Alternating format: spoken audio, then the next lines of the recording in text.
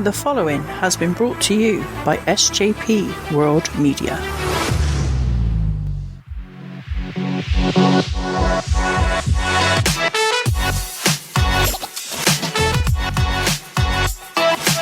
You're listening to In the Corner with BenNy Mac.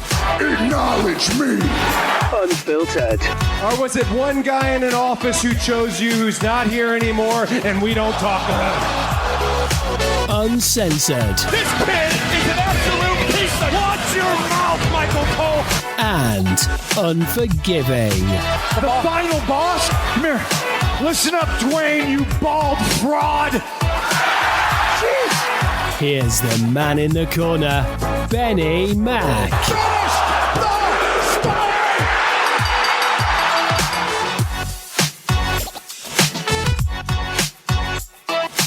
Okay. Is it wrong that I got goosebumps on my own intro? Because that was actually pretty sick, to be fair. I'm not going to lie.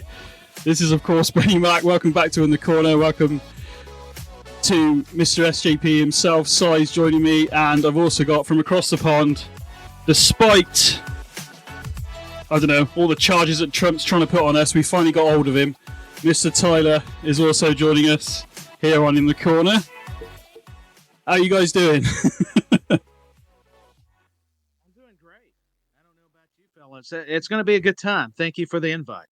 No, I appreciate it. I'm very, very excited, mate. Very excited. Oh, that's good. Very glad that In the Corner is back.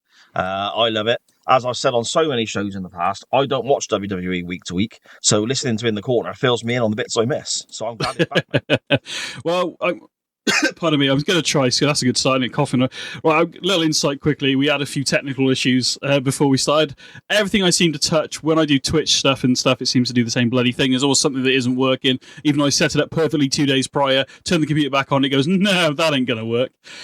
So, yeah, we've had a bit of internet issues with Tyler. We've had, and do you know what? For once, not from Sai, actually. We've been all right, and I'm probably going to jinx it now, to be fair. But, yeah, it's been... I did have it in front of me, and as per usual, nothing works. You know, I can't even talk like so. I'm so nervous about this now. I have not been on SGP in terms of the wrestling stuff since, what did I say? July, 10th of July, 2024. So, you know, this is episode 85 of In the Corner with a big ass delay in the middle of it. But, you know, Si's worked with me long enough. So, in terms of a waiting room for those people that listen, these things happen. Yes, indeed. The plan for the show going forward, quickly, before we move on, lads, is basically what I was doing before, and also hopefully a case of every Thursday is what I'm aiming for. So, but, you know, please forgive me if it doesn't necessarily come out every Thursday. But how are you both before we move on with some wrestling? Good, man. I'm doing great. Yeah, looking forward to this. It's been a while since Tyler and I have spoke. Tyler's obviously a very, very busy man on the other side of the pond, doing his announcing for the softball and so on. So looking forward to Tyler's shows returning when softball season winds down. And it's been a while, BenNy, since you and I have chatted wrestling, of course. We talk time travel all the time, you know, with the waiting room. We talk Quantum Leap, of course, but talking a bit of wrestling is going to be interesting. And for me, talking modern day wrestling, I do that incredibly rarely outside of my own house. So, well, yeah, modern day wrestling, I think it's had a resurgence, obviously, but there is still that. Maybe WWE more than anything is still got that sort of Marmite vibe about it. If you know what I mean, you know what I mean. I don't know what the equivalent is in the US. Tyler, do you have? What's the other one called? What's the Vegemite in it? I don't know. So you know, it's Australian, I think, isn't it? Well, it is. Yeah, that's right. Yeah, but we probably got something of that variety. I'm not even sure, and I live over here, so that tells you all you need to know. Funny enough, I actually looked up the whole Marmite Vegemite thing, and it was basically there was a point where Marmite couldn't get to Australia, so they came up with their own thing, and it was called Vegemite.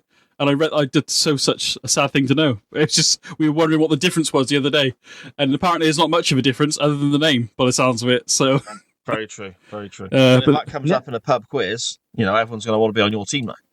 Well, do they? They are. Do they do pub quizzes anymore? Is that even a thing? I don't even know if it's a thing anymore, is it? Yeah. Mate, you need to do a chain wrestling pub quiz with all the hosts or something. It'll be quite funny, to be fair.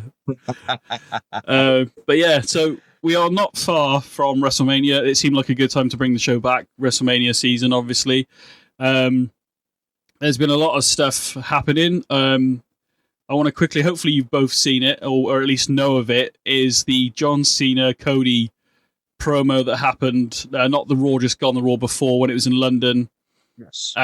Opened the show, and in front of a live crowd in London is always insane. Even more so, the European tour's been brilliant. I've seen a lot of people complaining about it. No offense, Tyler. A few Americans whinging about the fact about the European fans being too loud. Yet when we get to Raw this past week, stars are established like a Bailey coming out to little or no noise. And I did see the person who was whinging about it also go on and say, actually, I miss the European crowds already, because at least we're up for the journey for the evening, whatever it may be. So, but that's a different thing. What I wanted to get your thoughts on was the promo between Cena and Cody, and how you think the build's gone so far. Either one of you can jump in. I don't mind. Tyler, carry on, mate. Tyler, carry on. I think it was a great promo. I like how John Cena was painting Cody in this light where, he's all about the fans. He may be, all for the people, but John Cena is the guy that's been the face of the company.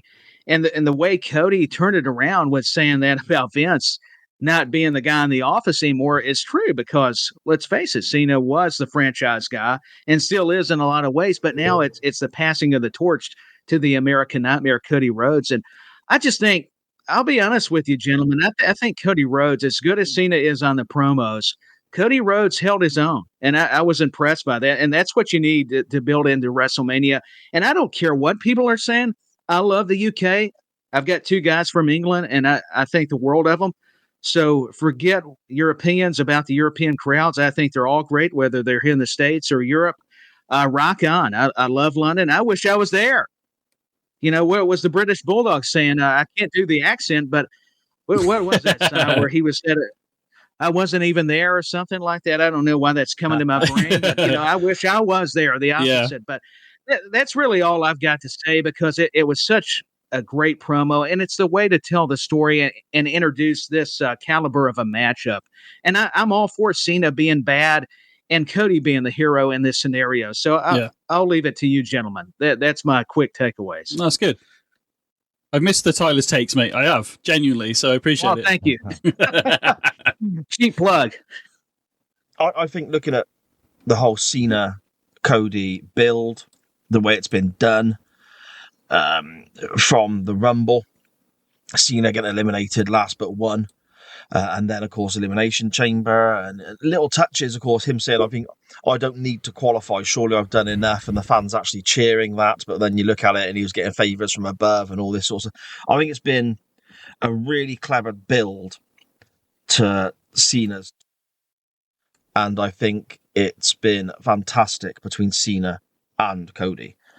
That promo in London being one of the strongest WWE moments I've seen in years. I think it's been absolutely fantastic, and I think a lot of that goes to, well, I suppose there's different levels of people you need to give praise to for this. First of all, you need to give praise to Triple H and the WWE for being brave enough to turn Cena heel, because Cena's wanted to do this in the past and got told no. Yeah, and it would have been incredibly easy to have Cena, who was getting great babyface reactions in every city he was going to, still one of the top merch sellers in the business. He is, for so long, as Tyler mentioned, he has been the guy. Then to potentially risk that, to potentially take all that away and turn him heel, is a gamble. It doesn't matter what people think about how well Cody's done or how well John Cena's doing now. There's always going to be any heel turn, face turn, tag team split, whatever. There's always a level of uncertainty attached to it, because you can never really predict. It doesn't matter how well you know the business or how clever Bruce Pritchard thinks he is and, let's do this will work, whatever. You never 100% know. Everything is a gamble. So first of all, fair play to the WWE, Triple H, and those involved throwing the bollocks to do it. Secondly, Cena has been glorious in this role. He has taken everything that's been thrown at him in his career and turned it into a Well, for his character standpoint, for his character development as a bad guy, it's become a positive because he's been able to throw it back in everyone's face and say, "What about this? What about this? You mistreated me here. I'm a human being, and you guys booed me and gave me all this grief and all this sort of stuff." But at the same time, as we've said, and numerous other shows have said over and over and over again, your good guy is only as good as your bad guy, and vice versa. Superman isn't Superman if he hasn't got people to defeat.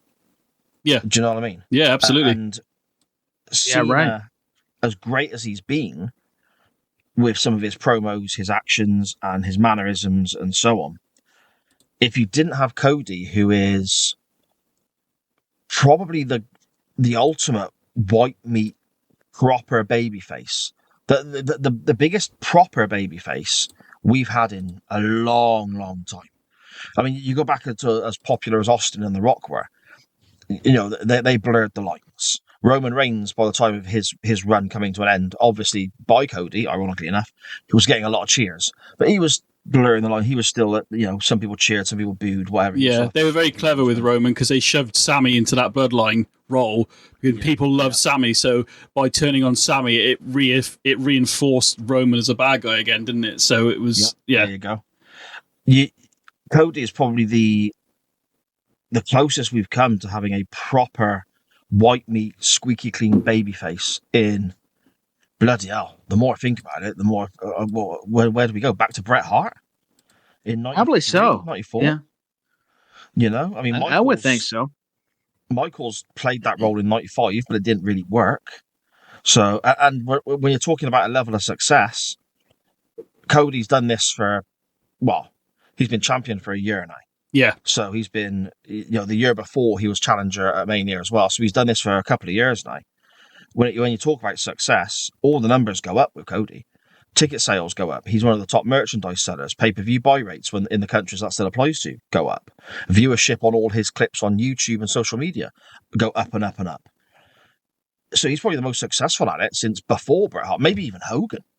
So without Cody being as good in this babyface role, would Cena be as effective as the bad guy? Because he needs somebody to bounce off. And I don't think there's anyone else on the roster that has that squeaky clean good guy image that Cody portrays. I think that's I think it's the old. It's going back to the classic days of pro wrestling, isn't it? It's a proper heel versus babyface main event. And that's glorious for me. That's what the business was built upon for such a long time. So yeah, I'm really loving this build up. Really looking forward to seeing the match. I mean, like you said, Cena, I think it has been. I think there was talk. I saw an interview with Cena. I don't know when he did this. It was probably a few years ago, but he was talking about he had new gear made and all that. He had new entrance music and everything. He was going to do this. Yeah. So he wanted to do it. So you're 100% right. But as you've very cleverly said, that you need to have that good guy. And I mean, we had guys like Punk, but Punk's more the anti-hero, a bit like an Austin. He's not quite fully, and then Rock was gone. Taker, again, is almost like an anti-hero. Again, he's not really, he's cool and you like him. And people, he is respected highly. But like you said, there's not really... I'm literally trying to think now. I mean, even Triple H to a degree. Yeah, Triple H can flip backwards and forwards between good and bad. But to be honest, I always... Looking back at it with obviously rose-tinted glasses, as you might say, is literally Triple H was a lot better as a bad guy because you hated that guy and you needed people like Rock and Austin, so. You've had those mini runs, haven't you? Yeah, of course. Kofi Mania. You've had... Daniel Bryan, I suppose. Bryan. Yeah. Yeah, Daniel Bryan as well, but very short run. The build-up to Mania 30 and then the build-up to whatever Mania it was with Kofi. After that, it wasn't the same because the underdog had achieved the impossible. And as soon as the underdog achieves the impossible, it's never the same. Whereas Cody, he lost the first main event. He chased for another year, won the title, and he's been champion for another year. And he's still top of the card in the same role, same reactions, same popularity. I don't think we've had a babyface in this mold, probably like we said, since Hogan. I mean, I might be forgetting someone, and if I am, I apologise. But yeah. It's very hard to put your... There is, they're few and far between. I mean, Tyler, anything else you want to add to that bit, or?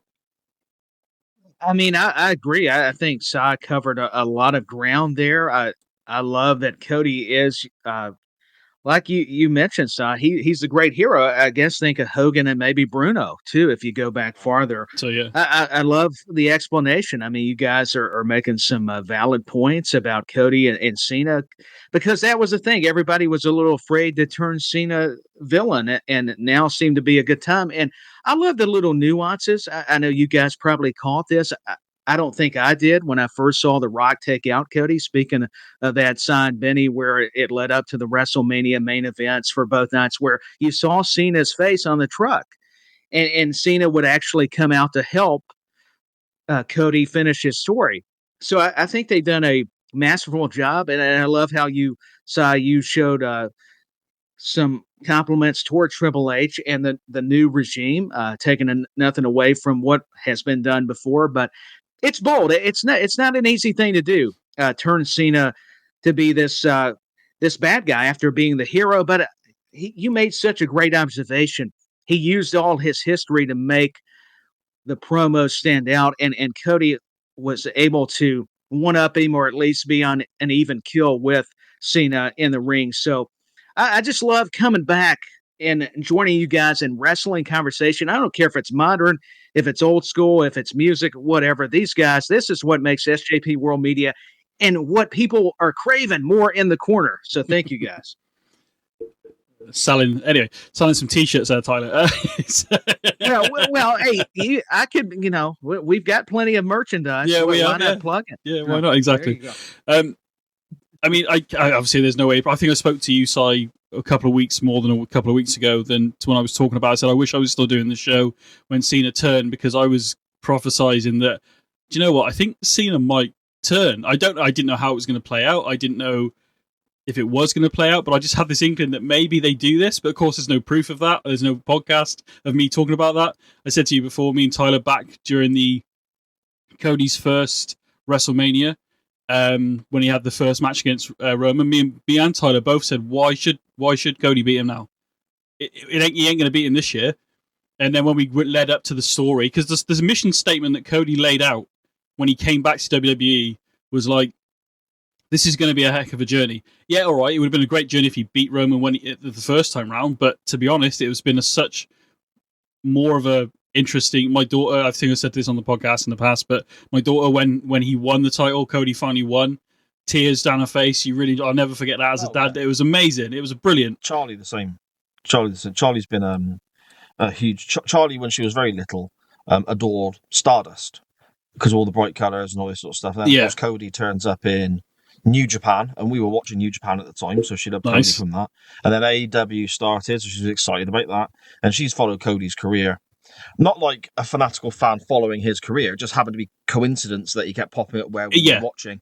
And same at my house. But I mean, Charlie's the biggest Cody fan going, I think. She was very emotional when it happened. And on the flip side of that, the year before, when Cody lost, we had a proper little tantrum, stamping oh dear! The bedroom door. Didn't come out for a little while. So my girl's face was, if looks could kill, you Roman would, But me and Tyler, we did call it. We were like, because it made more sense, and the way it planned out, it was absolutely brilliant.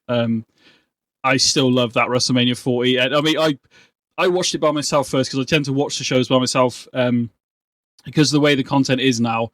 It, like, obviously there's F-bombs being dropped and everything nowadays, so I'm a bit more, because my daughter's a lot young, she's 10 now, so she's not quite, I'm a bit sort of, should she be, like, there was a match not long ago, I mean, I don't think I would show her, she hasn't seen it, but the week before Raw, not this week's Raw, sorry, the week before, the whole Gunther Jay bit and the blood and Jimmy and stuff, I thought, maybe she's not quite ready for, even though it's not gruesome, but the context of how it's being portrayed, which was brilliant, by the way, in a sense of, oh my god, I want Jay to break those bounds so he can get to Gunther to help his brother.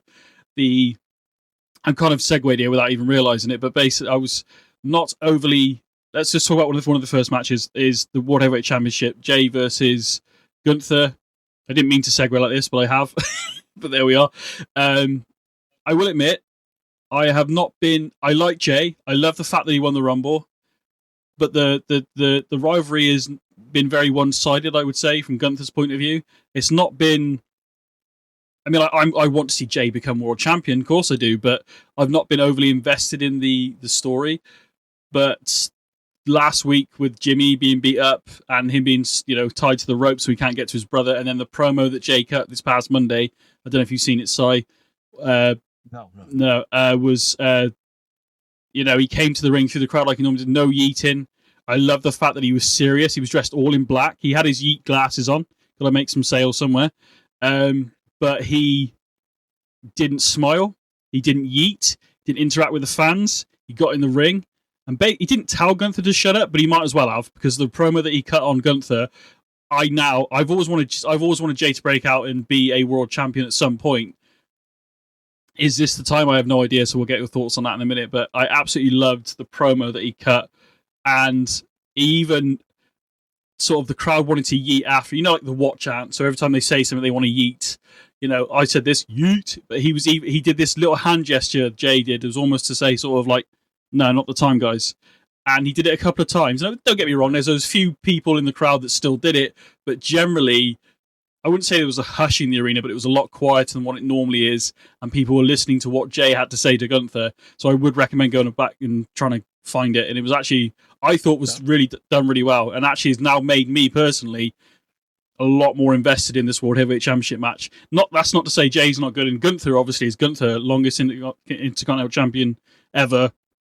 Great run, great career. The chops, I would not want any of those. Thank you. Tyler, have you seen it?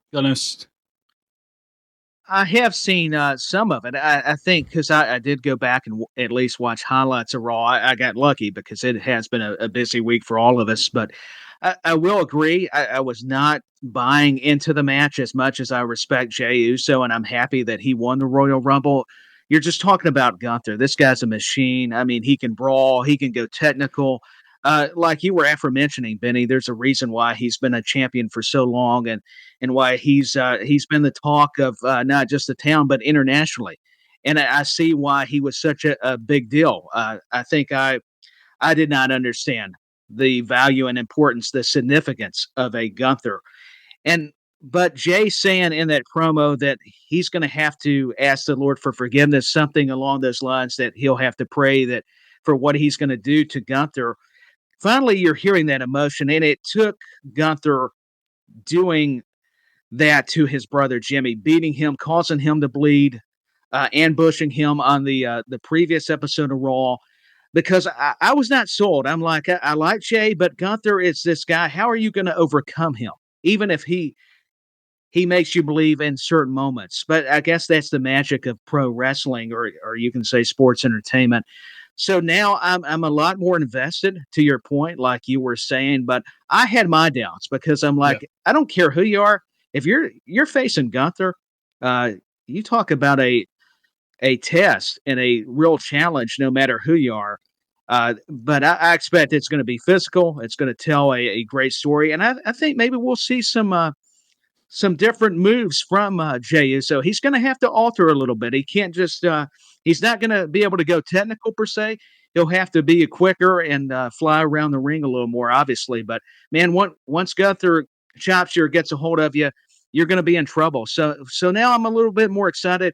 And like BenNy was saying, so I recommend going back, watching that promo. I think that's his best promo. I'm just going to say it because it felt real. It felt like BenNy was saying, there was no yeeting. This was all about business. You mess with my family, I'm going to mess with you. And that's why I'm more excited. Once again, credit to those guys and WWE for this storytelling. Yeah, it like I said, it's not that I'm not, because I mean, I'm looking at the card now, and there's a lot of, I think you alluded to it off FSI, you sent me a message, but there's a lot of people saying the builds haven't been that good, etc., etc. But if you look at the match card for WrestleMania, I mean, there's matches I'm more interested in than others. Obviously, Cody, Cena, obviously Punk, Roman, and Seth is going to be interesting. We'll get into that in a little bit, definitely. Just before we move on to it, though, if you haven't seen it, no problem. But I just wanted to get your take on it. If you have, the whole Tiffany Stratton, Charlotte allegedly derailment promo. Have either of you seen it? And if so, what? I've read about it. Yeah. we don't know how true that is, do we? Of course. Are they? No. Is it a work shoot? Are they trying to be clever?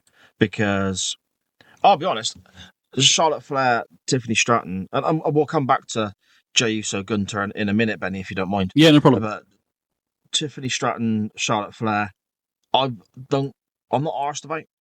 No. It doesn't make me go, I must watch this match at any point. I will do, obviously, because it's WrestleMania and I watch it every year in my family, etc. But it's not one of those matches where I'm sitting there going, this is lean forward on the sofa, make sure I've got a beer, fully captivated. I know exactly what you mean, yeah. I'm not that interested. And I don't think I'm the only one. So we're now, one episode of Raw out from Mania as we record tonight? Yeah, so one episode of Raw as we record and two episodes. SmackDown? That's it, yeah, you're right. 100%, yeah. Right. So there's not a lot of time, really, to add much to these feuds or storylines without kind of hot-shotting stuff, without kind of pressing the panic booking button, for want of a better phrase. Based on the promo, I feel like that's what they've done, Si. That's a great way of saying it. I feel like that's what they tried to do with that promo. So by blurring the lines a little bit, are they shooting on each other, as is the phrase? Are they crossing the line? Have they gone off script? All of a sudden, that adds more interest to that particular story and that particular match. Yeah. To the internet fans, anyway. Yeah. You know? So I know what you mean. Is that a ploy for that potentially?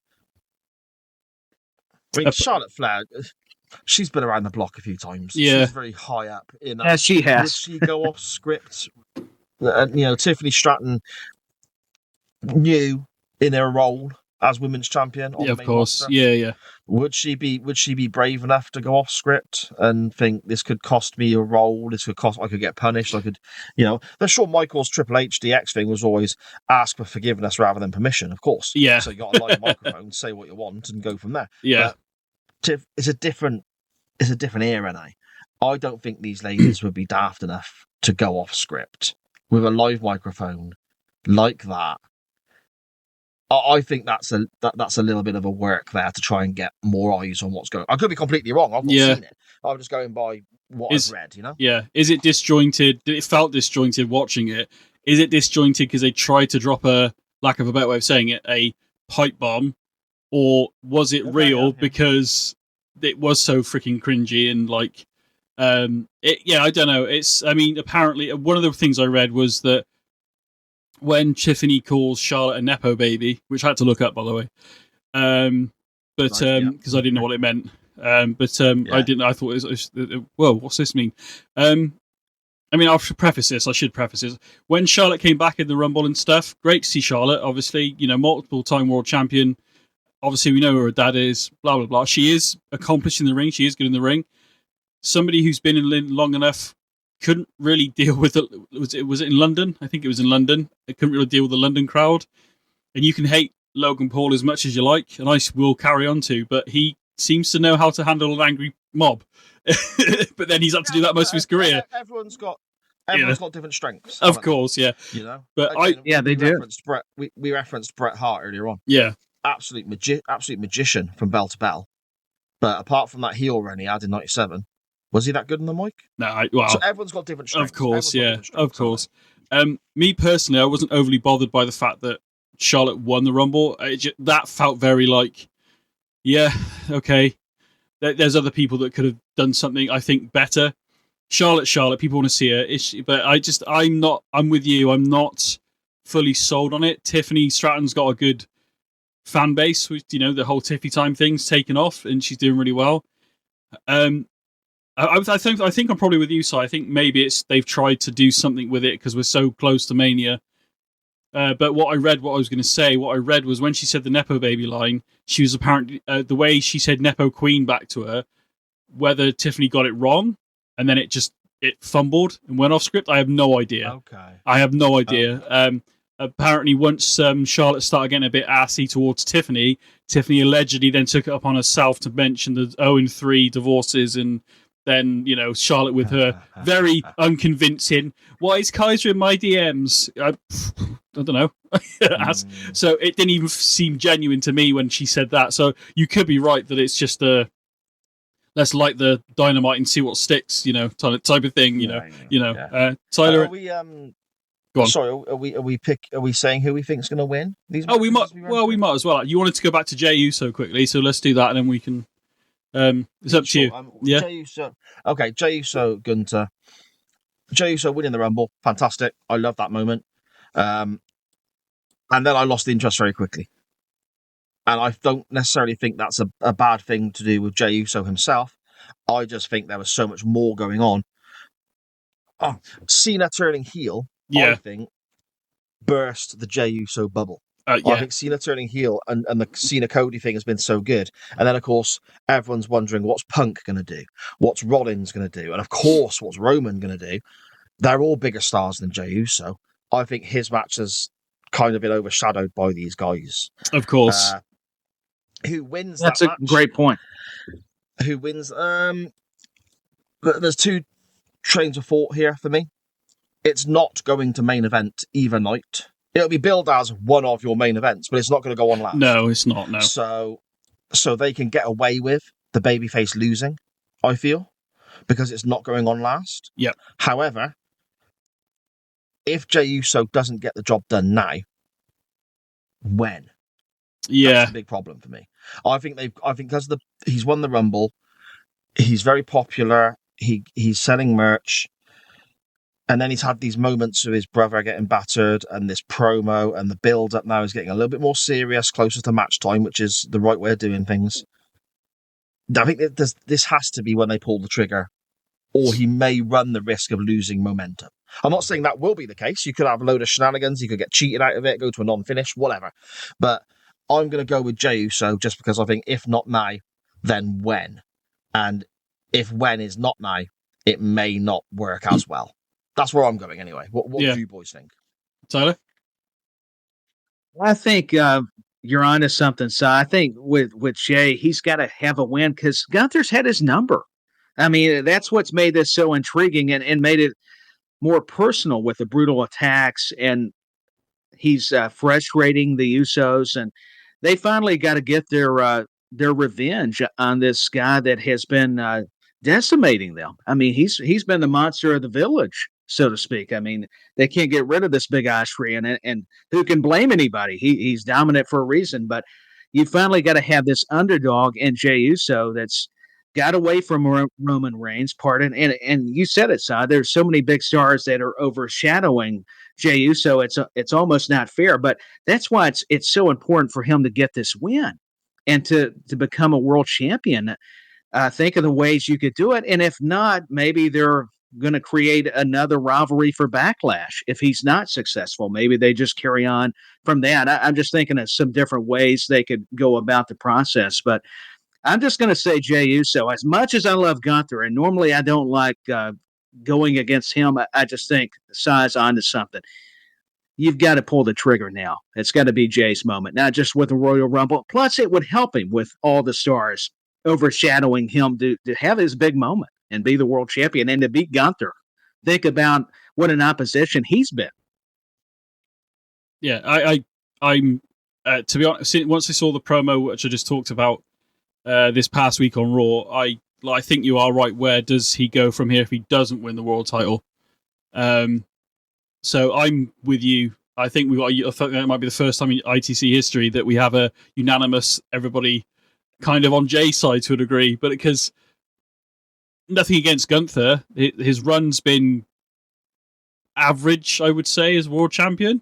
He hasn't been. I don't think he's been showcased the way we had him for the IC title, if that makes sense. He's very much taken a step back and only, he's defended the title when he needed to. He has not done like a Roman where he's been gone for months and months and months, but I was expecting a bit more from Gunther's run, to be honest. Not that, but when he has been on screen, it's been, he's brutal. He's not I don't know whether we're allowed to mention this guy's name anymore, but he's not the Brock Lesnar of WWE, obviously, but he's definitely a guy when he comes out to the ring and has a match, he's going to put on a stellar match. So, but I'm very much in Jay's corner. Since we've already mentioned them then, Charlotte and Tiffy. I don't really care, to be honest. I think do you know what? There's me saying I don't care. Nothing against Charlotte. Again, I've said this to a mate when she come back and won the Rumble. I was like, do you know what? It would be nice if she did come back. Maybe she'd be the last person in and somebody else won it. Maybe we have the struggles of the Queen for a little bit. So we actually see her not win matches every time she comes back after however long she's been away. And I know she's had personal struggles with divorce number 3 and all that kind of stuff. But it's just like every time she's come back lately in the last couple of years, it's just she wins the title. I mean, don't get me wrong, she dropped it to Rhea Ripley, which was a great match, which was the SmackDown Women's Championship at the time, which then became the World Heavyweight Women's Champion. But just something different is what I want. And if Charlotte walks out, I feel it's just same old, same old. So, I mean, throw it to you guys for that, but that's what I think. I think the reason why Charlotte is so important to this formula is because you don't have Becky there. I mean, you've got a lot of great women who are carrying the rosters. They are doing a splendid job. But I think Charlotte's somebody you can count on. She's your ace, and you've got this young talent that came up through NXT and Tiffany Stratton. That's got the potential. Obviously, they put the belt on her. But do I see her actually beating Charlotte? I mean, it's always a possibility. It's always 50-50. But Charlotte Flair, to me, unless somebody's coming out to start a feud with her, I don't know that I see Tiffany winning this thing. I mean, it would elevate her, don't get me wrong, but with the promo, you guys made some brilliant observations about it, blurring the lines, kind of making us all think maybe it's real. But Charlotte Flair, to me, she's back to help elevate the young talent. So I see it going either way. You're right. The interest has not been just where I want to sit down and focus on it, but thanks to Charlotte. And it's not that Tiffany's doing anything wrong. It's just you can always count on the Queen, whether you like her or not. This is nothing personal against her. And it may be because I like Ric Flair, but she's her own woman. I mean, she's proven this Flair has, created a legacy with all her championships and accolades. And she's one of the original 4 horsewomen. I think, to be fair, I may have to lean more toward Tiffany because if she gets a victory over Charlotte, I contradicted myself. It would just take her high on the mountain because it would be the same like if you're defeating a Becky Lynch, a Rhea Ripley, a Bianca Belair, but you're talking Charlotte's representing the generation before where you're talking about legacy and history, and you're pretty much a rookie on the main roster. So I think this will be a great match. I think Charlotte's the type of lady that can lead the match because obviously she's the villain. So you want her to call the match, and she knows what spots and what strengths that Tiffany can capitalize on, and she can work on the weaknesses like a Bret Hart or a Ric Flair, where you focus in on a body part, where Tiffany's going to have to use more of the aerial stuff. But I say that Charlotte Flair also does a moonsault. So I think you've got a lot of moving parts that is going to make this match worth watching. But I agree, there's not been a lot of story into it other than just personal insults. And I think it was Tiffany probably was saying that on the promo. This is just speculation. I don't know. It's because Charlotte dominated her in the week prior. I mean, she really did not stand a chance in the backstage promo segment.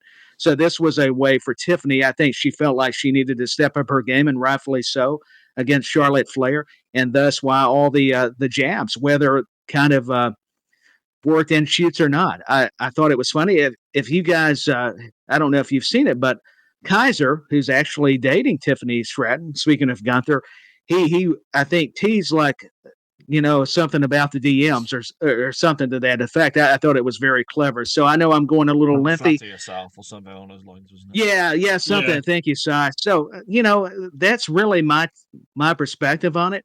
I'm just trying to look at it like we all do from all kind of perspectives. So I think it'll actually be a better match than what we anticipate. It's just the story's not actually been there as far as the build-up, and that's all I got to say.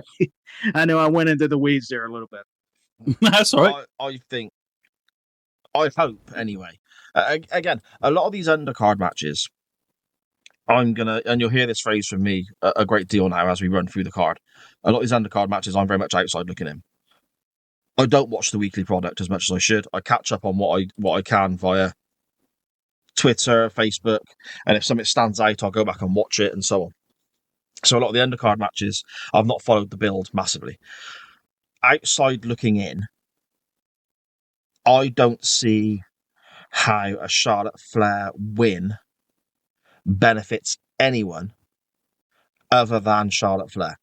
Yeah. However, a Charlotte Flair loss doesn't hurt Charlotte, but benefits everybody else. Because your champion is elevated. She goes to a whole new level, beating the star of that division, I suppose. One of the stars of that division.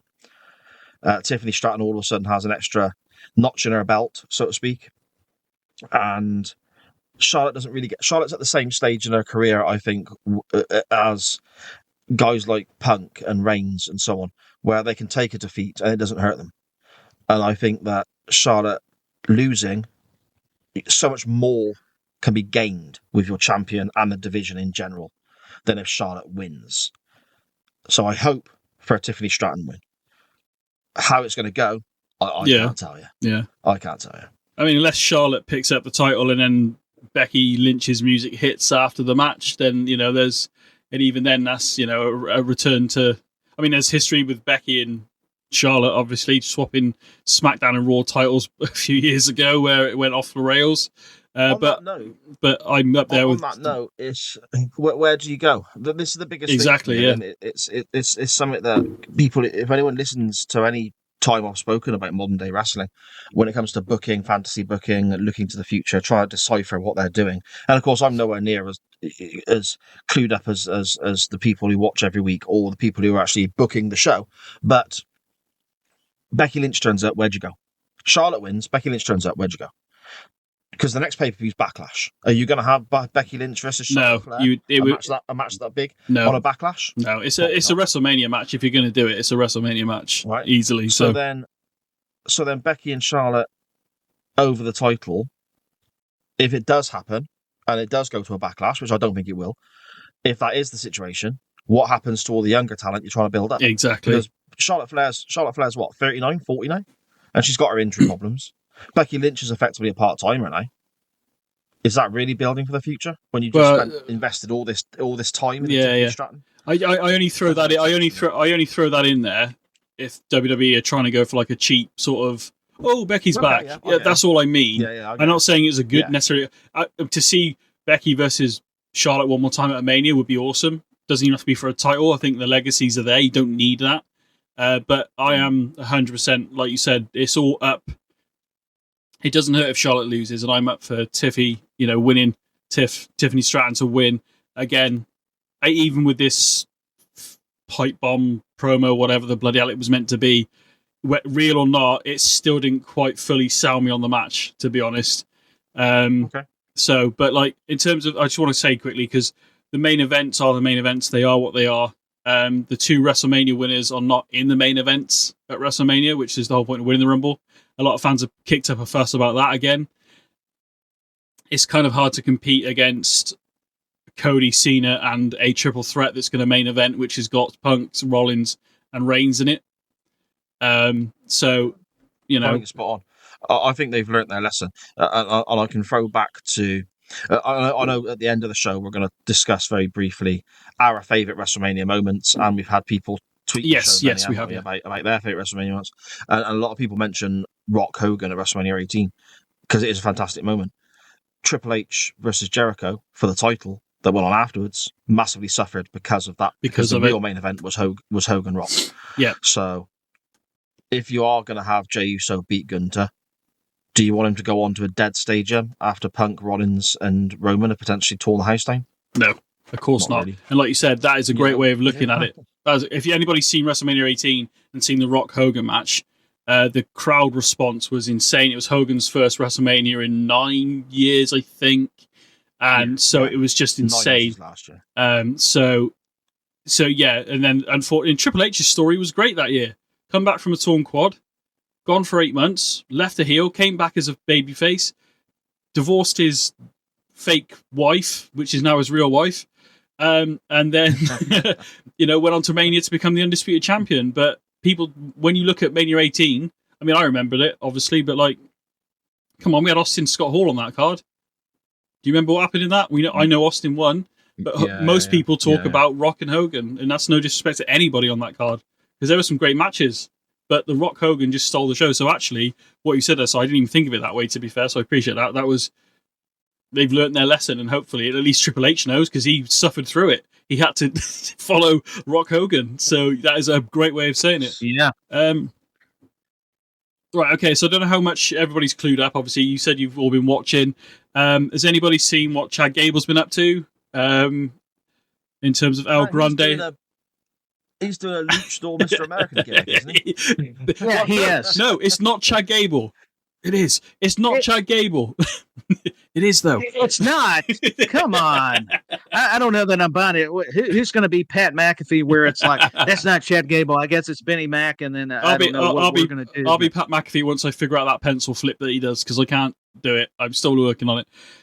But it's been made. It was made this past week, and Rey Mysterio versus El Grande Americano, Chad Gable, is going to be at Mania. Is little to no build, other than the fact that he's El Grande Americano's from the Gulf of America. You're from America, Tyler. Whereabouts is that? And allegedly, and Chad Gable's had the longest.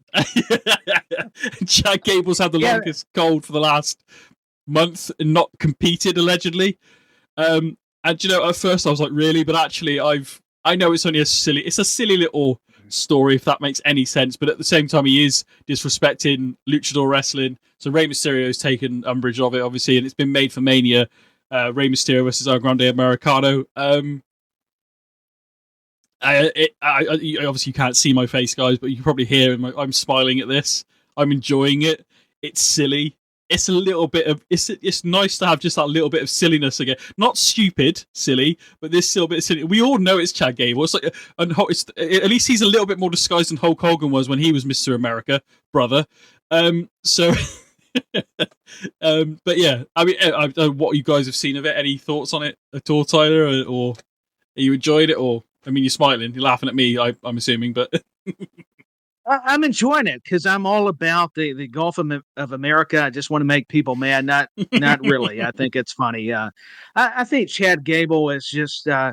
He's been brilliant. I mean, I think he took a note to Adam Pearce, the Raw general manager, one week when he found out he was not going to wrestle in Minneapolis. Oh, wait a minute. I'm going to turn into a luchador all of a sudden, and I'm going to be – and you know what's going to be funny if it's not him. But, I mean, it's too many similarities, though.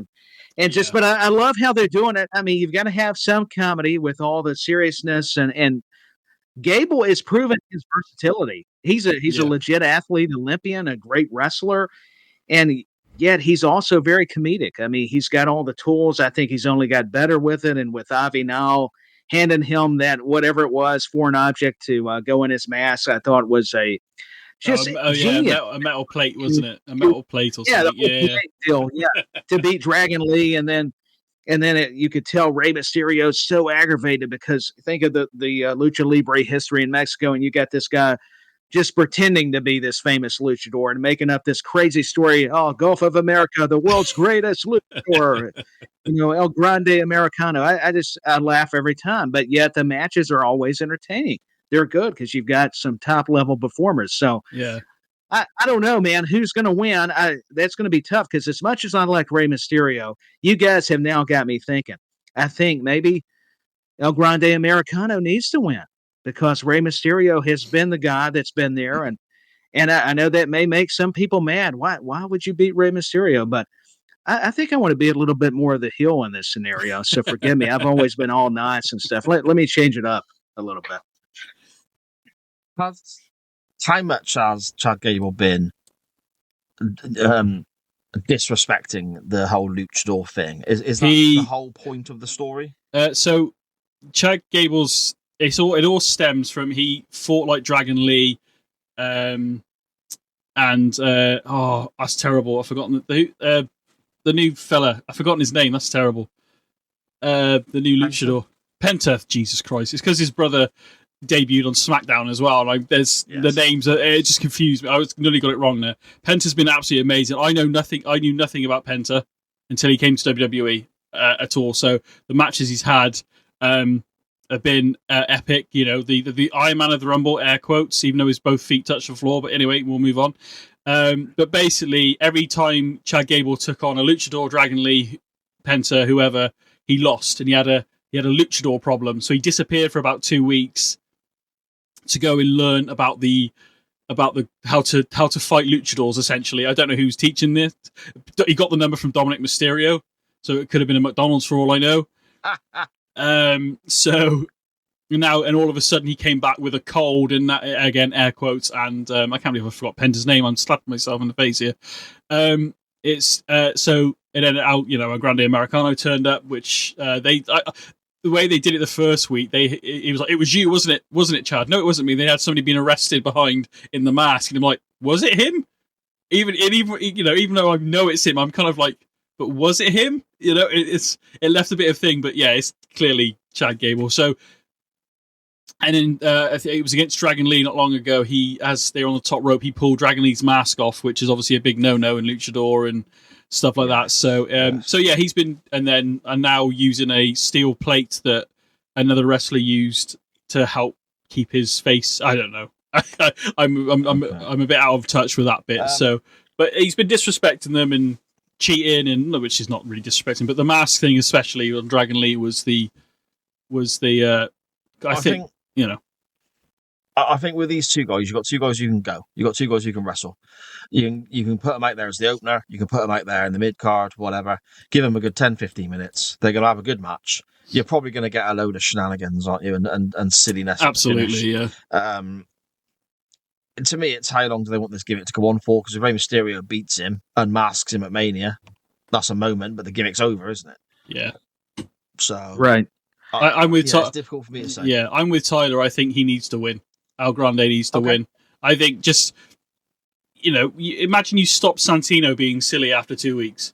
And he had some great moments, Well, that's why I was asking about how disrespectful he has been. Because if it's been just silly stuff, then you can, okay. But if it's been very serious, very disrespectful to the lucha libre kind of styles and traditions, you'd probably think Ray has to go over to honour those fans. But if you can get away with it, then yeah. I mean, I'll bow to you two's superior knowledge on this. I've not seen any of this, so yeah, I'll go along with what you're saying, and I'll jump on the bandwagon there and say Al Grande. What's his name? El Grande Americano. Yeah, yes, sir.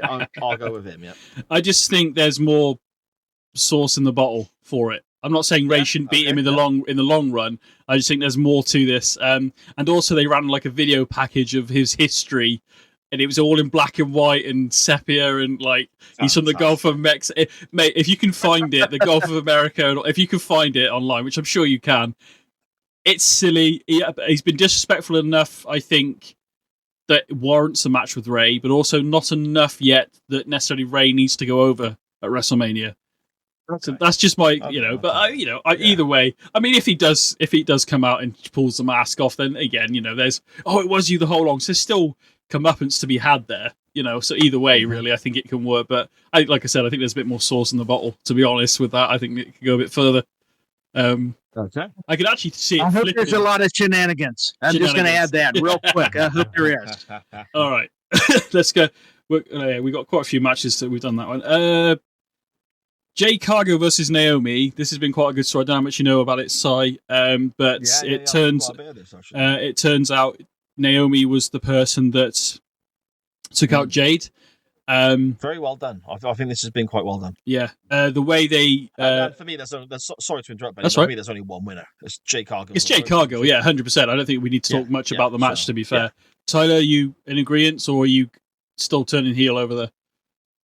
I think I'm going to go heel. I mean, I'm screwed logic right now. I'm just, I don't know what's got into me, guys. I've drank my coffee. It's no Red Bulls, but I think Naomi, I just like her attitude. And, but to be serious, I think this has been some of Naomi, pardon me, her best work. I mean, they have really brought out the aggression, the kind of sinister side of Naomi that, forget the glow stuff. I mean, this is what it built to.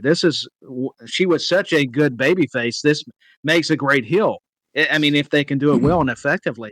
And as much as I love Jade Cargill, she always looks great. She's, I think, getting even better That's no knock on any promotion. I just think that's her natural progression. And you said it, the story has been great.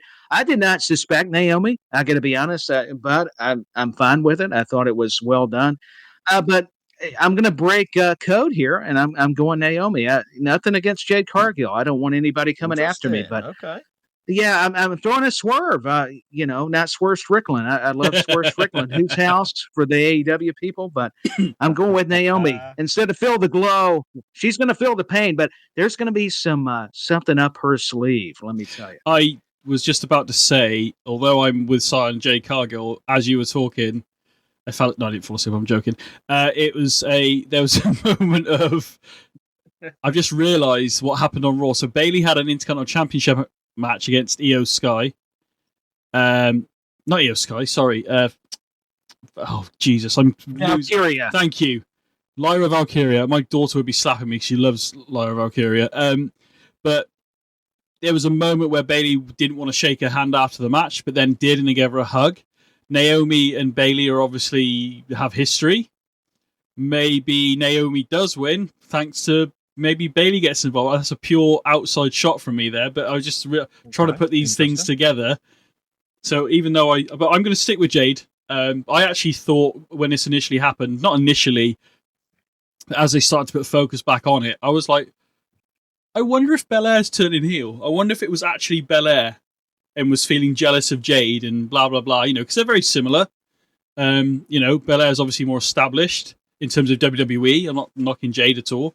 I didn't see any of Jade's stuff in AEW at all. I knew of her. She's one of those superstars wrestlers that have, peaked over the, because like guys like Kenny Omega I know, but I've not only seen like a handful of matches. I've barely seen anything of AEW.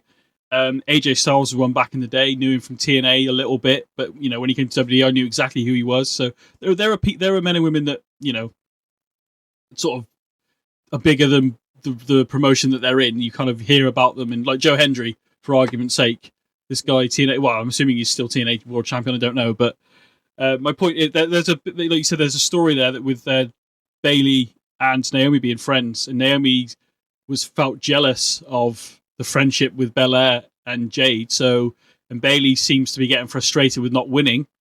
So there could be something there. And actually, as I'm talking myself out of this, Jade could win, fine, and get a revenge. But where does that? I mean, does Naomi? Jade could still win this match, but does Naomi attack her after the match to keep the heel strength going? Do you need to do that? Do you think, Si? Or potentially, I don't know. I think Jade Cargill is the look that she has and the potential she has on the platform WWE can give her. I saw her in AEW, and she looked an absolute star. She looked like she was going to be just something really, really special. Yeah. Sadly, AEW did what AEW tends to do in recent years and dropped the ball a little bit. She went to WWE. Has had to be retrained in certain aspects, apparently, if you believe certain people who talk online. The platform they've got for a lady that looks the way she does, who can work, I think, as well as a babyface and as a heel, I think a clean win is the way to go. Okay. Her first WrestleMania, her first proper big singles match as well. Yes, She's been pretty well protected in tag matches and so on. Her first proper, I mean, you could even see her coming out in Goldberg in it. 90 seconds, smash bang wallop away. Oh, do you know what? That would be really cool, actually. What a great way to sort of build her momentum. But, I mean, I don't know. I'm going for a Jade Cargill win, purely because to me, in the long run, it makes more sense. Fair enough. The one women's match I am looking forward to, which the way they've done this is they've gone around the houses with it a bit. I figured triple threat anyway, but the way they've done it has been like, oh, okay, so it's not going to happen. It is going to happen. The Women's World Championship match. Bianca Belair, Royal Rumble winner, versus Rhea Ripley versus the champion Io Sky. And Io Sky has very much been disrespected throughout this whole. They're pushing her face when she's trying to talk. They're not listening to her. The respect she has as a champion, according to these two, has been little and no respect for Io. She kind of forced it on Monday by a drop kick via Rhea Ripley into Belair. So I struggling. I kind of want Io Sky to come out and win this after the way she's been treated. So, I mean, what do you guys think? I want Io Sky to win. I think we're going to get Bianca Belair again, aren't we? Because they've got a proper hard-on for her. I wouldn't have put it that way, but okay. It's not...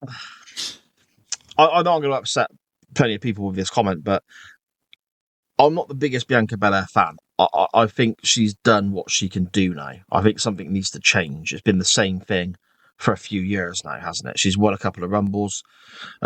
She's obviously popular. Yeah. But, okay, it's almost like, okay, we've seen this. What else have you got? Kind of thing. Yeah. I've never got it to the level that other people have, I suppose, and that's a me thing. I'm very much understanding that I'm in the minority here, so I'm probably in the wrong with that. But I don't get it as much. Whereas Io Sky, I think, is fantastic and one of the most talented women on the roster. I think she's absolutely superb. So I really hope for an Io Sky win.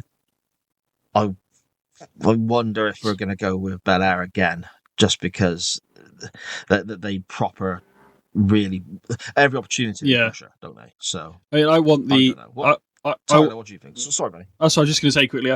I want Io to win, and actually, I want to echo what you just said in terms of Belair. Great wrestler, had a great career. She's up one of the top freaking women's performers in WWE, 100%. Back to the Jade Cargill stuff quickly. I thought maybe it was going to be Belair, and we're going to finally see a Belair turn heel, which I think she might need that fresh run. I think she'd be superb at that. I think she'd be amazing at it. Proper chip on her shoulder attitude. I'm better than all of you. EST. So, yeah, exactly. I'm more athletic than you. I'm quicker than you. And on the microphone, she can handle her own. Yes. And the whole hair thing, that's a heel aspect as well, isn't it? Let's be honest. It gets a pop from the crowd now while she's a babyface, but that's a heel thing to do. To me, it screams like this lady should be a bad guy. But again, I don't watch week to week, so it's very much outside looking in from my standpoint. Yeah, Tyler, what do you think? I agree. I think they need to freshen her up, give her a new coat of paint. I mean, because like you guys are both saying, she's got the hair already. She can bring out more attitude than she's already possessing. So I'm kind of with you. Io Sky to me is more dynamic. Don't get me wrong, Bianca, and I've got nothing but just respect and admiration for her because she went to the University of Tennessee. So that in itself, I've always had a little bit of a bias toward. Yeah, she's been a track star before she got into wrestling, and she can do some amazing things. Very strong, reminds you of Jade Cargill. That's why they worked as a tag team so well, because there was a lot of characteristics and similarities. But I agree. I think she just needs to embrace more of her attitude. Like you said, the chip on her shoulder, start talking about the crowd, the fans, turn on them, and kind of use some things that maybe she felt like she was owed or deserved. And that would make people not like her, but they would probably get behind her being more of this villainous character. And I love Rhea Ripley, but I don't see why she needs to go over. I think she is like you guys have pointed out, she's starting to get to that point, not quite like Charlotte, where she's done enough that I don't think a loss at WrestleMania would hurt her either. And I may be off on that, but I'm with Son and BenNy. You may have already said this, but I don't know. But I'm going with Io Sky. I think you've got to give her a longer run. I don't mind transitional champions, but I think let her take it for some more months. I'd like to see her give her the ball and run with it. Yeah, 100%. I just think if Io Sky wins, great. And actually, the heat between Belair and Ripley, anyway. If you are going to turn Belair, you could do that at Mania by attacking Ripley after the match or something. That could be the start of it. Belair. Because Rhea's got a good following. So in terms of babyface, sorry. I think as well, you look at the Jade Cargill Naomi match. Yep. That factors into what we're doing here as well, doesn't it? Yeah, absolutely. Because I think you've got to look at, and again, here comes that question. I'm a stuck record, I know. I'm sorry for everyone who gets bored of hearing me say it. But where do we go next? Now, Backlash, traditionally, you get a lot of rematches, sometimes with stipulations added, sometimes with little twists, whatever. Cargill goes over Naomi, we're all predicting. Where does Cargill go next? Does she have a heel champion to chase? Which would make sense. Or is that too early for her? Does she then need a heel who's not champion in the mid-card to go up against a Backlash? Or does she go Naomi again? Either way, where does Naomi go next? Yeah. Does Naomi then go into something with Rhea Ripley?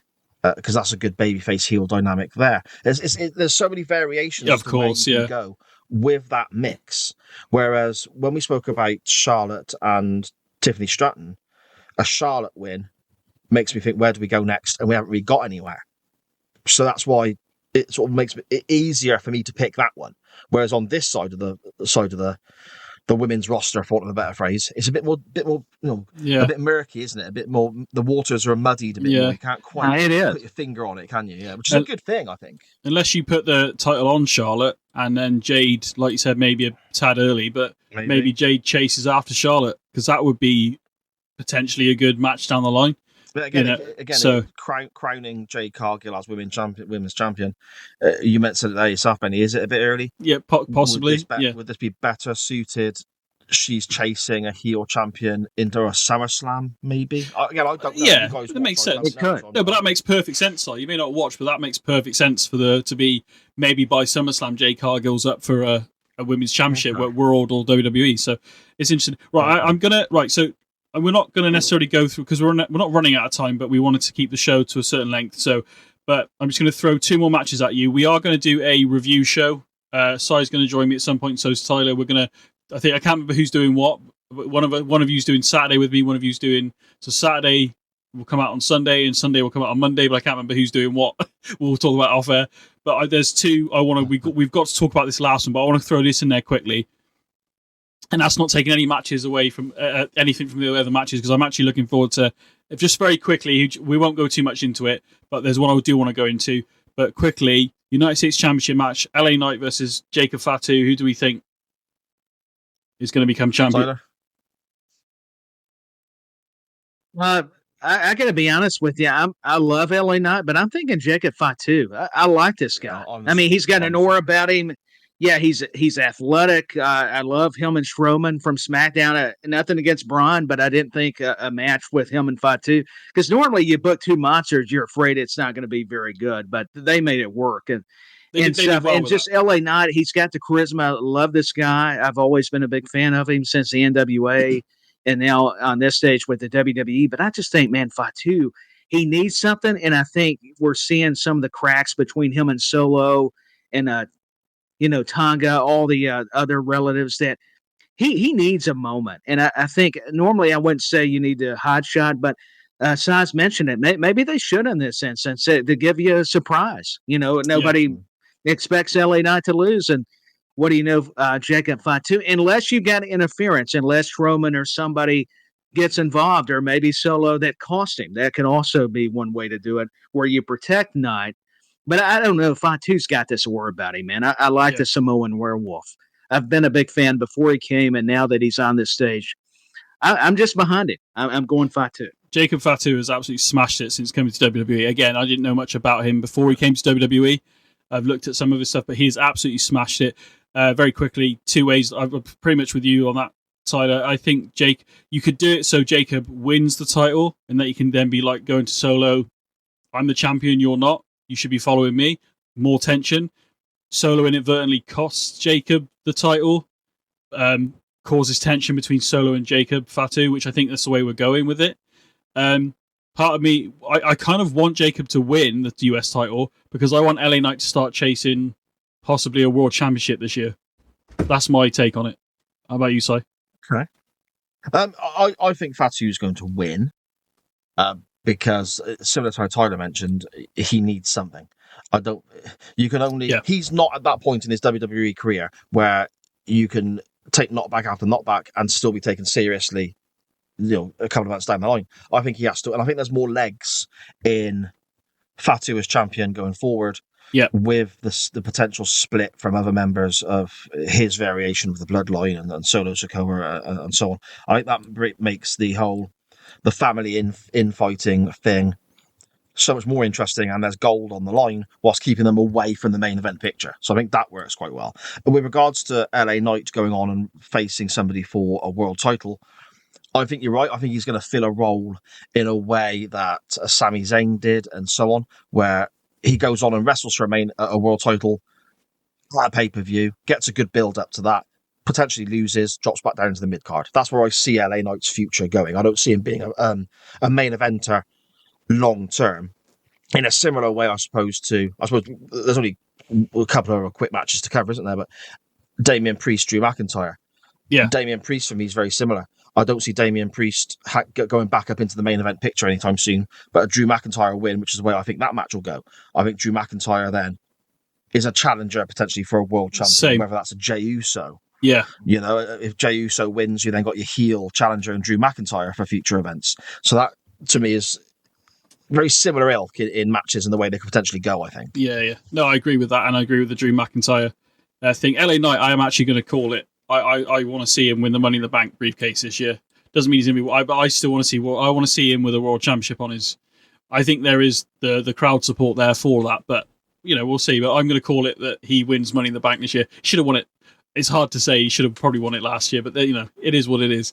Tyler, do you want to add anything to the Drew McIntyre Priest match? I sure do. I'm with both of you gentlemen, and it's some UK bias here, but I absolutely love Drew McIntyre, and I like what Damian Priest has been doing. I think this has been a great rivalry, but we've seen where Punk and Priest have always spoiled things for Drew, so it's making me more on his side. And you made another fantastic point. You need another guy to be able to feud with other people. Is what I'm trying to get at. To create more intrigue. And man, Drew McIntyre is believable. The guy's just, he is really a warrior, Scotland or not. I mean, this guy can carry a company. He's proved it. Yeah. And nothing against Priest. I respect both these guys so much, but I think Drew McIntyre's due. You guys have sold me. I've drank the Kool-Aid. I don't know what it is. It's just, I love the Scottish warrior. He don't need a sword. This guy's the man. I mean, he looks fantastic, and he can work. Yeah. And he's got everything. Yeah. So I'm just going Drew. I'm a part of his fan club. I'm going to start yelling next. My goodness. So I mean, I don't know what's going to happen. You said about what's next. Like you said, at the moment, Drew's on SmackDown. So in terms of challenging for the world title, whether that's Gunther or Jay, that could be that's on Raw. But WrestleMania's coming. I assume there's going to be a draft of some kind. So we're going to see a mix of people moving around again. So that could potentially be Drew wins and gives him claim to maybe be the first challenger for Jey Uso should Jey Uso become world champion. So again, like you said, there's sometimes you don't see the where the story's going until you realize you go, okay, so that's why they did that, so you don't, and that's nice not to have to be sat here going, we know exactly what's going to happen. I think we've covered most match. I mean, there's the World Women's Tag Team Championship, Liv Morgan, Raquel Rodriguez defending against the winners of the SmackDown Gauntlet match, which I believe is happening this week coming, so we don't know who they're going to be facing yet. So we won't. There's not much we can add to that, to be honest. AJ Styles. Well, I was going to just skip forward so we get to because we're running at the time, but yeah, we might as well do it because we're there. AJ Styles versus Logan Paul. I would like AJ Styles to win, but I got a funny feeling that maybe Logan Paul might be walking out with this one. If we're doing it quickly, I'm just going to shout it out now. I agree. I think Logan Paul wins this, and I think this could end up being low-key one of the banger matches of the weekend. This could 100%, a lot of people and be. I'm with you. Same as the IC title match, which I hope we'll touch very quickly upon in a moment. That's what I was going to go to. I was going to do two more matches. It was going to be the IC match and the Roman Reigns and all that, but we've done it now, so we'll do it. Yeah. So for me, Logan Paul. Sorry, yeah, Tyler. Logan Paul. I mean, I love AJ Styles, but once again, this would be such an important win for Logan Paul, and I couldn't concur more. So I think it's going to be, thanks to Sheamus, the guy from Dublin, Ireland, a banger of a match. It's going to be great.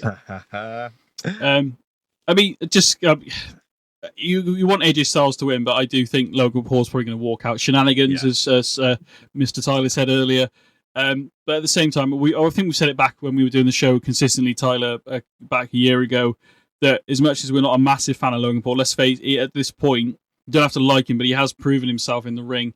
Whether that's off, and again, he's still got a lot to learn. I think, I think he's probably not there to lead a match yet, but he's naturally good. He has got no right to be as good as he is. Absolutely, and it fucks me off. Yeah, and I think that people lean into that. People lean into that, don't they? It does. It fucks you off because he is good. So yeah, but yeah, I think we're gonna. There's even been because of the relationship with TNA. There's even been talks about maybe AJ Styles might make a bit of an appearance over in TNA. That would be really cool. The relation. I'm just saying, we've had NXT people go to TNA. We've had TNA people go to NXT. There's a relationship brewing here. Joe Hendry was in the Rumble not long ago, so. I mean, imagine just quickly onto the gaming world quickly, the WWE game. Imagine a TNA pack with classic AJ Styles on the game or similar, stuff like that. It'd be really sick for that to be a thing. But yeah, Tyler, you were going to say something, mate. Sorry. No, it just makes sense, and I'm just Logan Paul's blown me away. You don't have to like the guy. I think that's what makes him more dislikable, and why he's a natural heel, because he's done a lot of controversial things. It doesn't mean I agree with him in real life, but it works in wrestling. That's the funny thing about this genre of how we get entertained in these athletes, man. That it's a way, boxing really works, UFC anymore. So why not bring, some of that reality into the storylines? And I think he's been terrific. You don't have to be a fan of the guy. And I love how he just said, hey, AJ Styles, I want to match with you. And AJ, I think AJ's got better at promos. I mean, he's always been a great wrestler, but like you said with Bret Hart, as much as we admire him, I think AJ's got better in that regard, because I never thought he was the best promo guy with respect, but I knew he could back it up in the ring. But I feel like that's got better. And it's thanks to having opponents like Logan Paul, even in this new modern era. And I'd love to get your guys' quick perspective. I know we got to move along, but that's something I've picked up on with those segments. I feel like I agree. I feel like maybe we're on episode 85 of In the Corner right now. I reckon in a couple of years' time we might be all looking at Logan Paul going, that dude, he might be a blaming babyface. You never freaking know, because he would have earned his stripes. Yes, we hate him now and he's a dick, but look at the moments he's created, look at the matches he's had, and then in a couple of years' time he could be the guy. Can you imagine right now? Can you imagine Logan Paul as a champion? You'd hate it. I think everybody would hate it, and actually, everybody hated. I know Miz is not the same level, but Miz, everybody hated Miz as champion. I personally loved it because it pissed so many people off. So, could Logan? Again, go on. It's that thing, isn't it? It's called the wrestling business. Yeah. And as much as we may want to see our favourites top of the card holding a championship, they may not be what's best for business. Absolutely. Logan Paul, with his mainstream crossover, his social media reach, the sponsorship deals, and just general worldwide media attention he can bring to the WWE brand, I wouldn't be surprised if one day we see something like that. Yeah. Again, I'm not discounting it. I think it could happen at some point. The way it's going at the moment.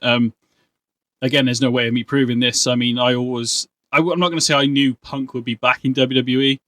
I always hoped he would be, and obviously now we've got him. They all go back. But they all go back. Jericho will be the next one. Yeah, Jericho, mate, 100%. They all go back. This is such a cliche, but you can. Maybe it's just me. I don't know. I don't know what it is. I can't put it into words. But when you look at a certain wrestler that maybe isn't in WWE, and you can just kind of look at them and go, "Why are you not in WWE?" I feel like you should be. Like, I don't know what it is about that character, that person, or that persona. It's just, I feel you should be in WWE. I don't know what it is. I think a lot of that comes down to, I suppose it's the same as any sort of professional sport as well. I'm a big football fan. I look at certain players playing for clubs in lower divisions and can think to myself, you're good enough to be at a higher standard. You're good enough to play at a higher division. I can look at guys who work for TNA. I can look at guys who wrestle for AEW or whatever, and I think to myself, star power, the look they have, the way they cut promos. The look is the biggest thing, and we're moving away from that now slowly, but that's always been the way. WWF and WWE was always land of the giants in the 80s and 90s and so on. So they had to have a certain look to work there. They had to wrestle a certain way to work there. Yeah. And this is why we've got so many talented guys coming in from the indies who went to NXT first to learn the WWE way, for want of a better phrase. So I totally get where you're coming from. There are certain people you can look at and go, you're a WWE guy in all but name. And my wife and I are huge fans of the Lucha Brothers, Penta and Rey Fenix. And we looked at those guys in AEW and were thinking, they went to WWE and were taken seriously, because that was the big stumbling block we had for many years with guys who were a bit smaller and wrestled in that style. They would be money-making merchandising machines. In the same way Rey Mysterio was when he came across in the early 2000s, merchandising machine, all the T-shirts and the masks for the kids and so on. And we're seeing that now with Penta. And I think you're spot on, BenNy. I think there's certain people you look at and you go, he's a WWE guy. But of course, you then got to look at age, attitude. Yes. Have they got a criminal record? Have they got drug problems? Have they got injury issues that can't be managed, which do keep some people away? Of course, yeah, absolutely. When you mentioned that even within WWE system through NXT, when Triple H was running NXT, the amount of people that came up from NXT, men and women. Now, a lot of people made it, and there are big stars now. Seth Rollins, Roman, to name literally two. There's so many more. Charlotte, Becky, Bailey, but there are also a lot of gimmicks in NXT. I don't really like the word gimmick, but it is what it is. But when they were in NXT, you're thinking, oh, they're going to be amazing on the roster. But they get there. Was it because of the man in the office we're not allowed to talk about anymore? Or was it, or could they not handle the schedule? I don't know. I have no idea why. Why does it work?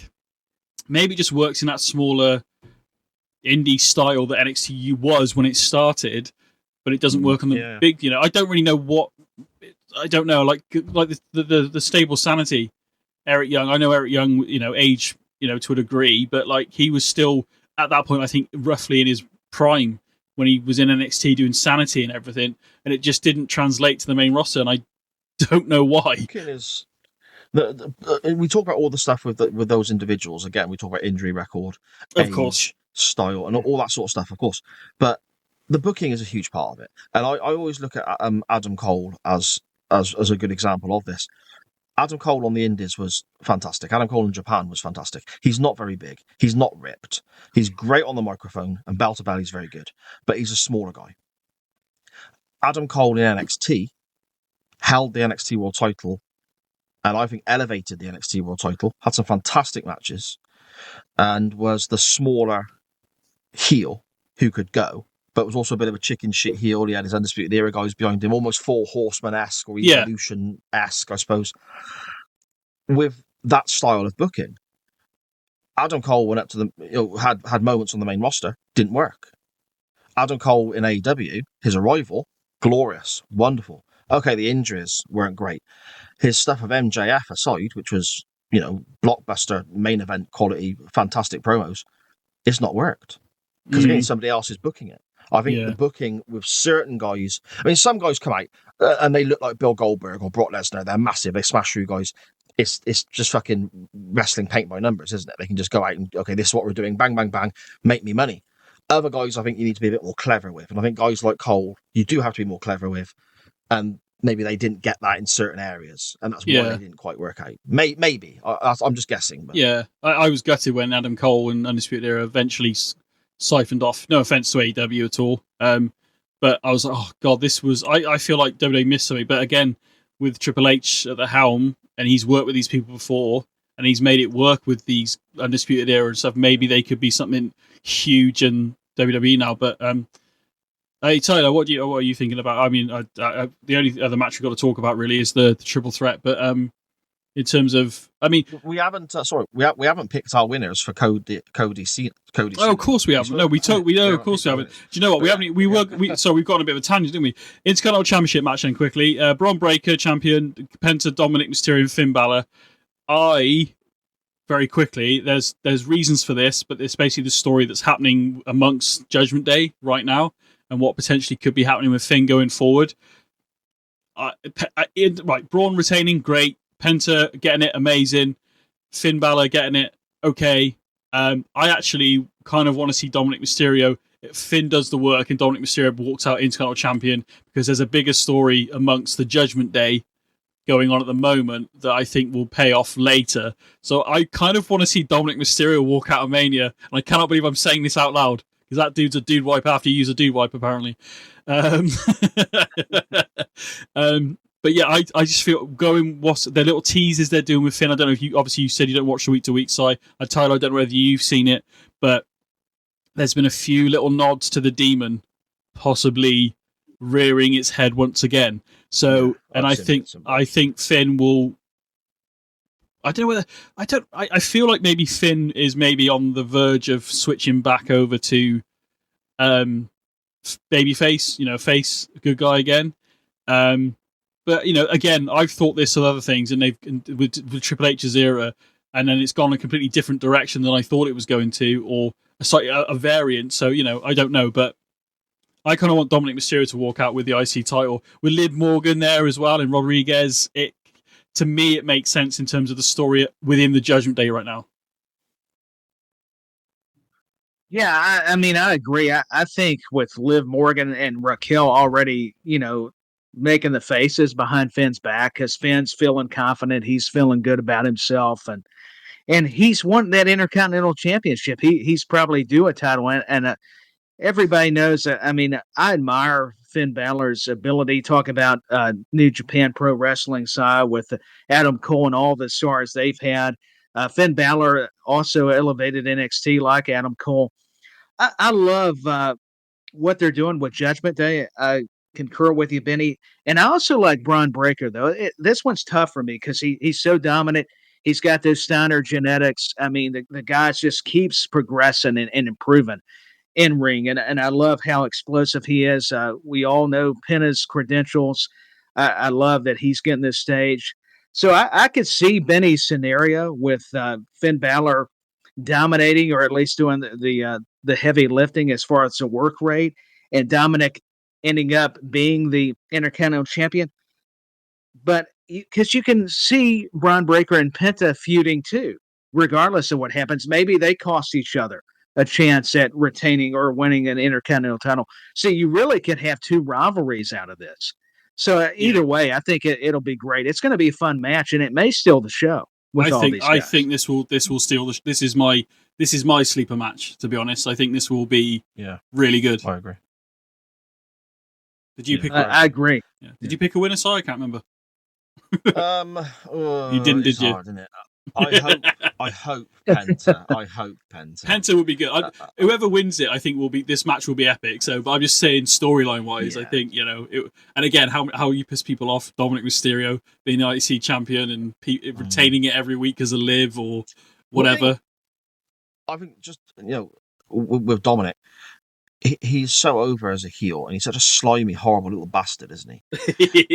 And it works so well, and eventually all great heels become super popular baby faces. That's just the way wrestling works, because fans start cheering for them because they love how bastardry they are so often. Of course. Eventually that's going to happen. So I think what happens with Dominic Mysterio going forward, the split from the Judgment Day, the feud with Finn Balor, has to be handled really carefully, because I think they've got a very popular babyface on their hands when that turn does eventually happen. So I think you've got to be really cautious how that's done. Well said. Yeah, I'm just thinking you could do it in a way that maybe. I'm just interested to see how this goes. This is one of the matches I'm actually looking forward to. I just think I like it when people get annoyed by the fact that, like I said earlier, Miz was world champion, retained at Mania and stuff like that. The Miz girl looking like she did and everything. I'm still a Miz fan. He hasn't, he's doing this whole thing with Carmelo Hayes at the minute, which is interesting to see where that goes. But he's not the way the booking's gone lately. You kind of have I think it maybe it's looking after the talent a bit more. So one week you might see them, and then you don't see them next week. And they keep sort of almost very old school, isn't it? Yeah, they kind of stagger the storylines almost. So you think and it's good. It does. It was a bit weird at first because of the way WWE had been run in recent years, and even to the point where some storylines weren't even getting a mention ever again.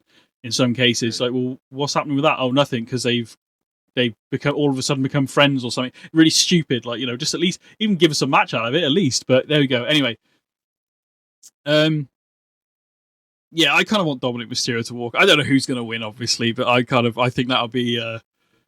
But like you said, maybe now you said handle it in a certain way. Maybe it doesn't. Maybe this is maybe. I'm not saying Dominic turns face now. It's far too early. No. I'm on about Finn turning face because of the Judgment Day. But what I mean is, do they not? So maybe Dominic inadvertently costs Finn, and Penta picks up the IC title. So we have a Braun, and then that. So you don't have to have either Finn or Dominic having the IC title. By the way, I just mean. Maybe Dominic inadvertently costs Finn. Maybe they argue, and then we get a spear, and Penta hits a super kick, and then we get them, and then it's Braun Breaker might just walk out, but we still have that animosity between Dom and Finn. Basically, is what I'm getting at. But maybe Penta wins, and we have that rematch with Braun Breaker at Backlash and Penta, and then we have the Dominic Finn, arguments, ensue. Basically, is what I'm getting at. So I'm looking forward to that. Anyway, regardless.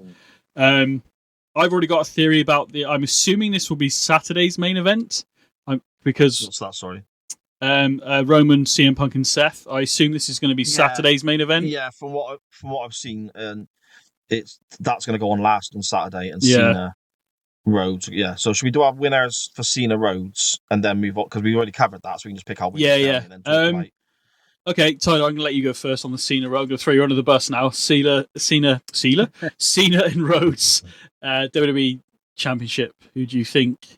What do you think? This is not going to be popular. I'm just thinking out of the box. I know Cody should retain, but part of me wants Cena. I know this is out there, but I'm going Cena. This may sound off, but I'm just feeling it. I don't know. Okay. Something weird's going to happen regardless. So yeah. So okay. It's so difficult, isn't it? And I love the fact it's difficult. I love the fact it's so hard to choose. The same with the triple threat we're going to talk about in a minute. I love the fact it's so difficult. Everything in my wrestling mind says they've invested so much in this John Cena heel turn, he has to go over. Because if he gets beat, what was the fucking point? That's the big thing for me. And Cody, he can take the defeat, come back and say, you screwed me, or let's go. Cody's fine. Everything in my mind says Cena has to go over because of how hot he is right now. Wins the title and then goes on a big last run, defending against all the babyface potential opponents you have. But traditionally, WrestleMania, you send the fans home happy, don't you? Yeah. How many heel wins have we had in the last match on the last night at WrestleMania? Well, Roman's been in the last few, so... It didn't happen at all. It didn't happen at all until WrestleMania 16. There was a babyface winner every single WrestleMania up until then. Yeah. The last... I'm going to go Cena. I'm going to go Cena wins. But it's a flip of a coin, mate. I will pose the questions here both then, and to the people listening. And you can follow the show at InTheCorner WWE on X, because I haven't actually promoted that yet. And follow on SJP World Media, obviously. On X. I want to say Twitter, but it's obviously X. The question is, well, there's technically two questions, I guess. Should the streak be beaten in terms of Ric Flair's record? Yes or no? And if so, if not Cena, who? And you should see their faces, ladies and gents, because they're both almost like frozen on screen. It's hilarious. Okay. Well, it's a tough question. Yeah. I'll let Sai go, but it's tough. Thank you, Tyler. As a massive Ric Flair fan, formerly, as a massive WCW and NWA fan, I've always, for many, many, many years, wanted no one to approach that figure. Yeah. However, times change. I've got older. Opinions change. People say who has won the most world titles. The answer is Ric Flair. Whether the figure, WWE recognised 16, the actual figure is more, but WWE recognised 16. That could be a problem because Flair, away from wrestling, hasn't covered himself in glory, has he? No. There's been the whole sexual offences issues. He has a habit of getting drunk and saying and tweeting stupid shit. He's not what you would describe as a marketing dream. Having that record go to someone like a John Cena, who is the perfect employee, perfect on the chat shows. He's going to be around a little bit longer. From a business standpoint, it makes sense that Cena breaks the record. Yeah. I don't see anyone else. Obviously, Orton would be the next one, wouldn't he? I think Orton would be the next potential with the amount of titles he's won.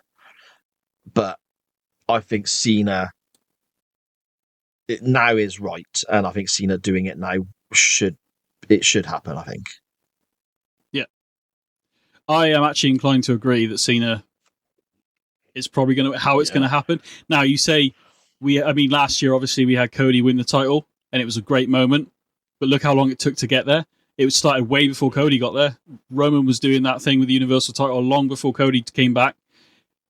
Why I can't see why, shenanigans, I'm going to put that on a t-shirt, Tyler, I think, shenanigans by Tyler. Like it could be like a fragrance t-shirt or something. I don't know. Let's do it. Yeah, fragrance, perfume, cologne, whatever is creepy. Shenanigans by Tyler. But buy it now. Yeah. Buy it soon. Pre-order on SJP Raw Media. It's my point. What I was getting at is why not end Mania? Yes, you want to send the fans home happy, but actually by having John Cena win. Now, whether that's help from freaking Solo, Rock, an Orton turn, because Orton's not got a match now at Mania, or at least at the moment he hasn't. We don't know what's going to happen there. Maybe not Orton, because Black, I read. See, now, I was going to bring this up earlier. There was a promo the other day. I think it was on SmackDown. It could have been Raw. I can't remember. It was definitely last week on one of them. And the promo to me, I'll send it to you after the show side, but the promo to me screams Aleister Black, a.k.a. Malachi Black from AEW. And I hope it is, because I was absolutely gutted when he left WWE and wasn't renewed. I feel like, much like Undisputed Era at the time, or Adam Cole at least, I felt there was something missing. There was an opportunity missed there. But that's a different podcast. I'm sure we'll talk about it down the line. Kind of lost my train of thought now. Why not have it end like that? Because I tell you what, the next night on Raw, my God, it will be Bedlam wherever it is going to be held. Yeah. And we also Cena will. I genuinely think Cena will. Yeah. But does not. Cody's been a great champion. There's been a lot of fans are a bit like, oh, he's been a bit boring or whatever. I think overall he's done really well. It's been a great run. Cody, I think, a bit like Austin says, Austin was always better at the chase than actually being the champion. So why not have WrestleMania is meant to be the first day or the restart or the finale, or however it's a finale and a beginning all in one. Why not break that record? Cena's going to be around for at least until I believe till December.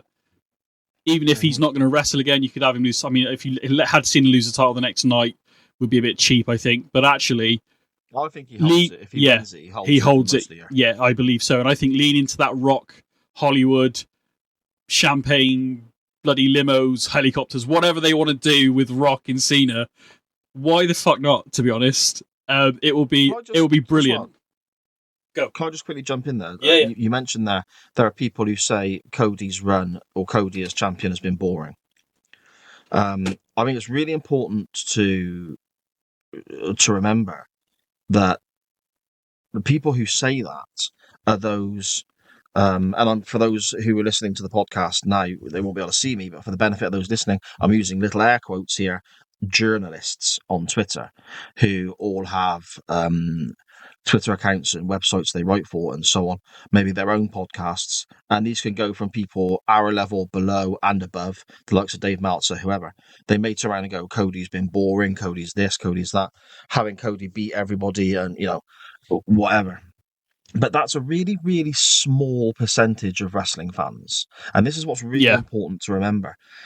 Talking in the internet wrestling community on Reddit or Facebook or Twitter or Blue Sky is the new one, isn't it? Wherever people discuss, you get a lot of trolls and you get a lot of people who spout nonsense without really looking into how the business works or facts and figures and so on. They may have found Cody boring because their favourite didn't win the world title at Backlash or Judgment Day or fucking No Mercy or whatever these pay-per-views are called now. Right. Okay, fine. Cody's held it for a year. Oh, it's boring because we're not getting 17 title changes like WCW 2000 or whatever. However, this little echo chamber where people who say that agree with other people who say that is a real small percentage of wrestling fans. What matters is Cody's the highest merchandise seller in the WWE, along with CM Punk. Yep. What matters is when Cody's name is on a poster, more tickets are sold. When Cody's name is on a TV show, more viewers watch.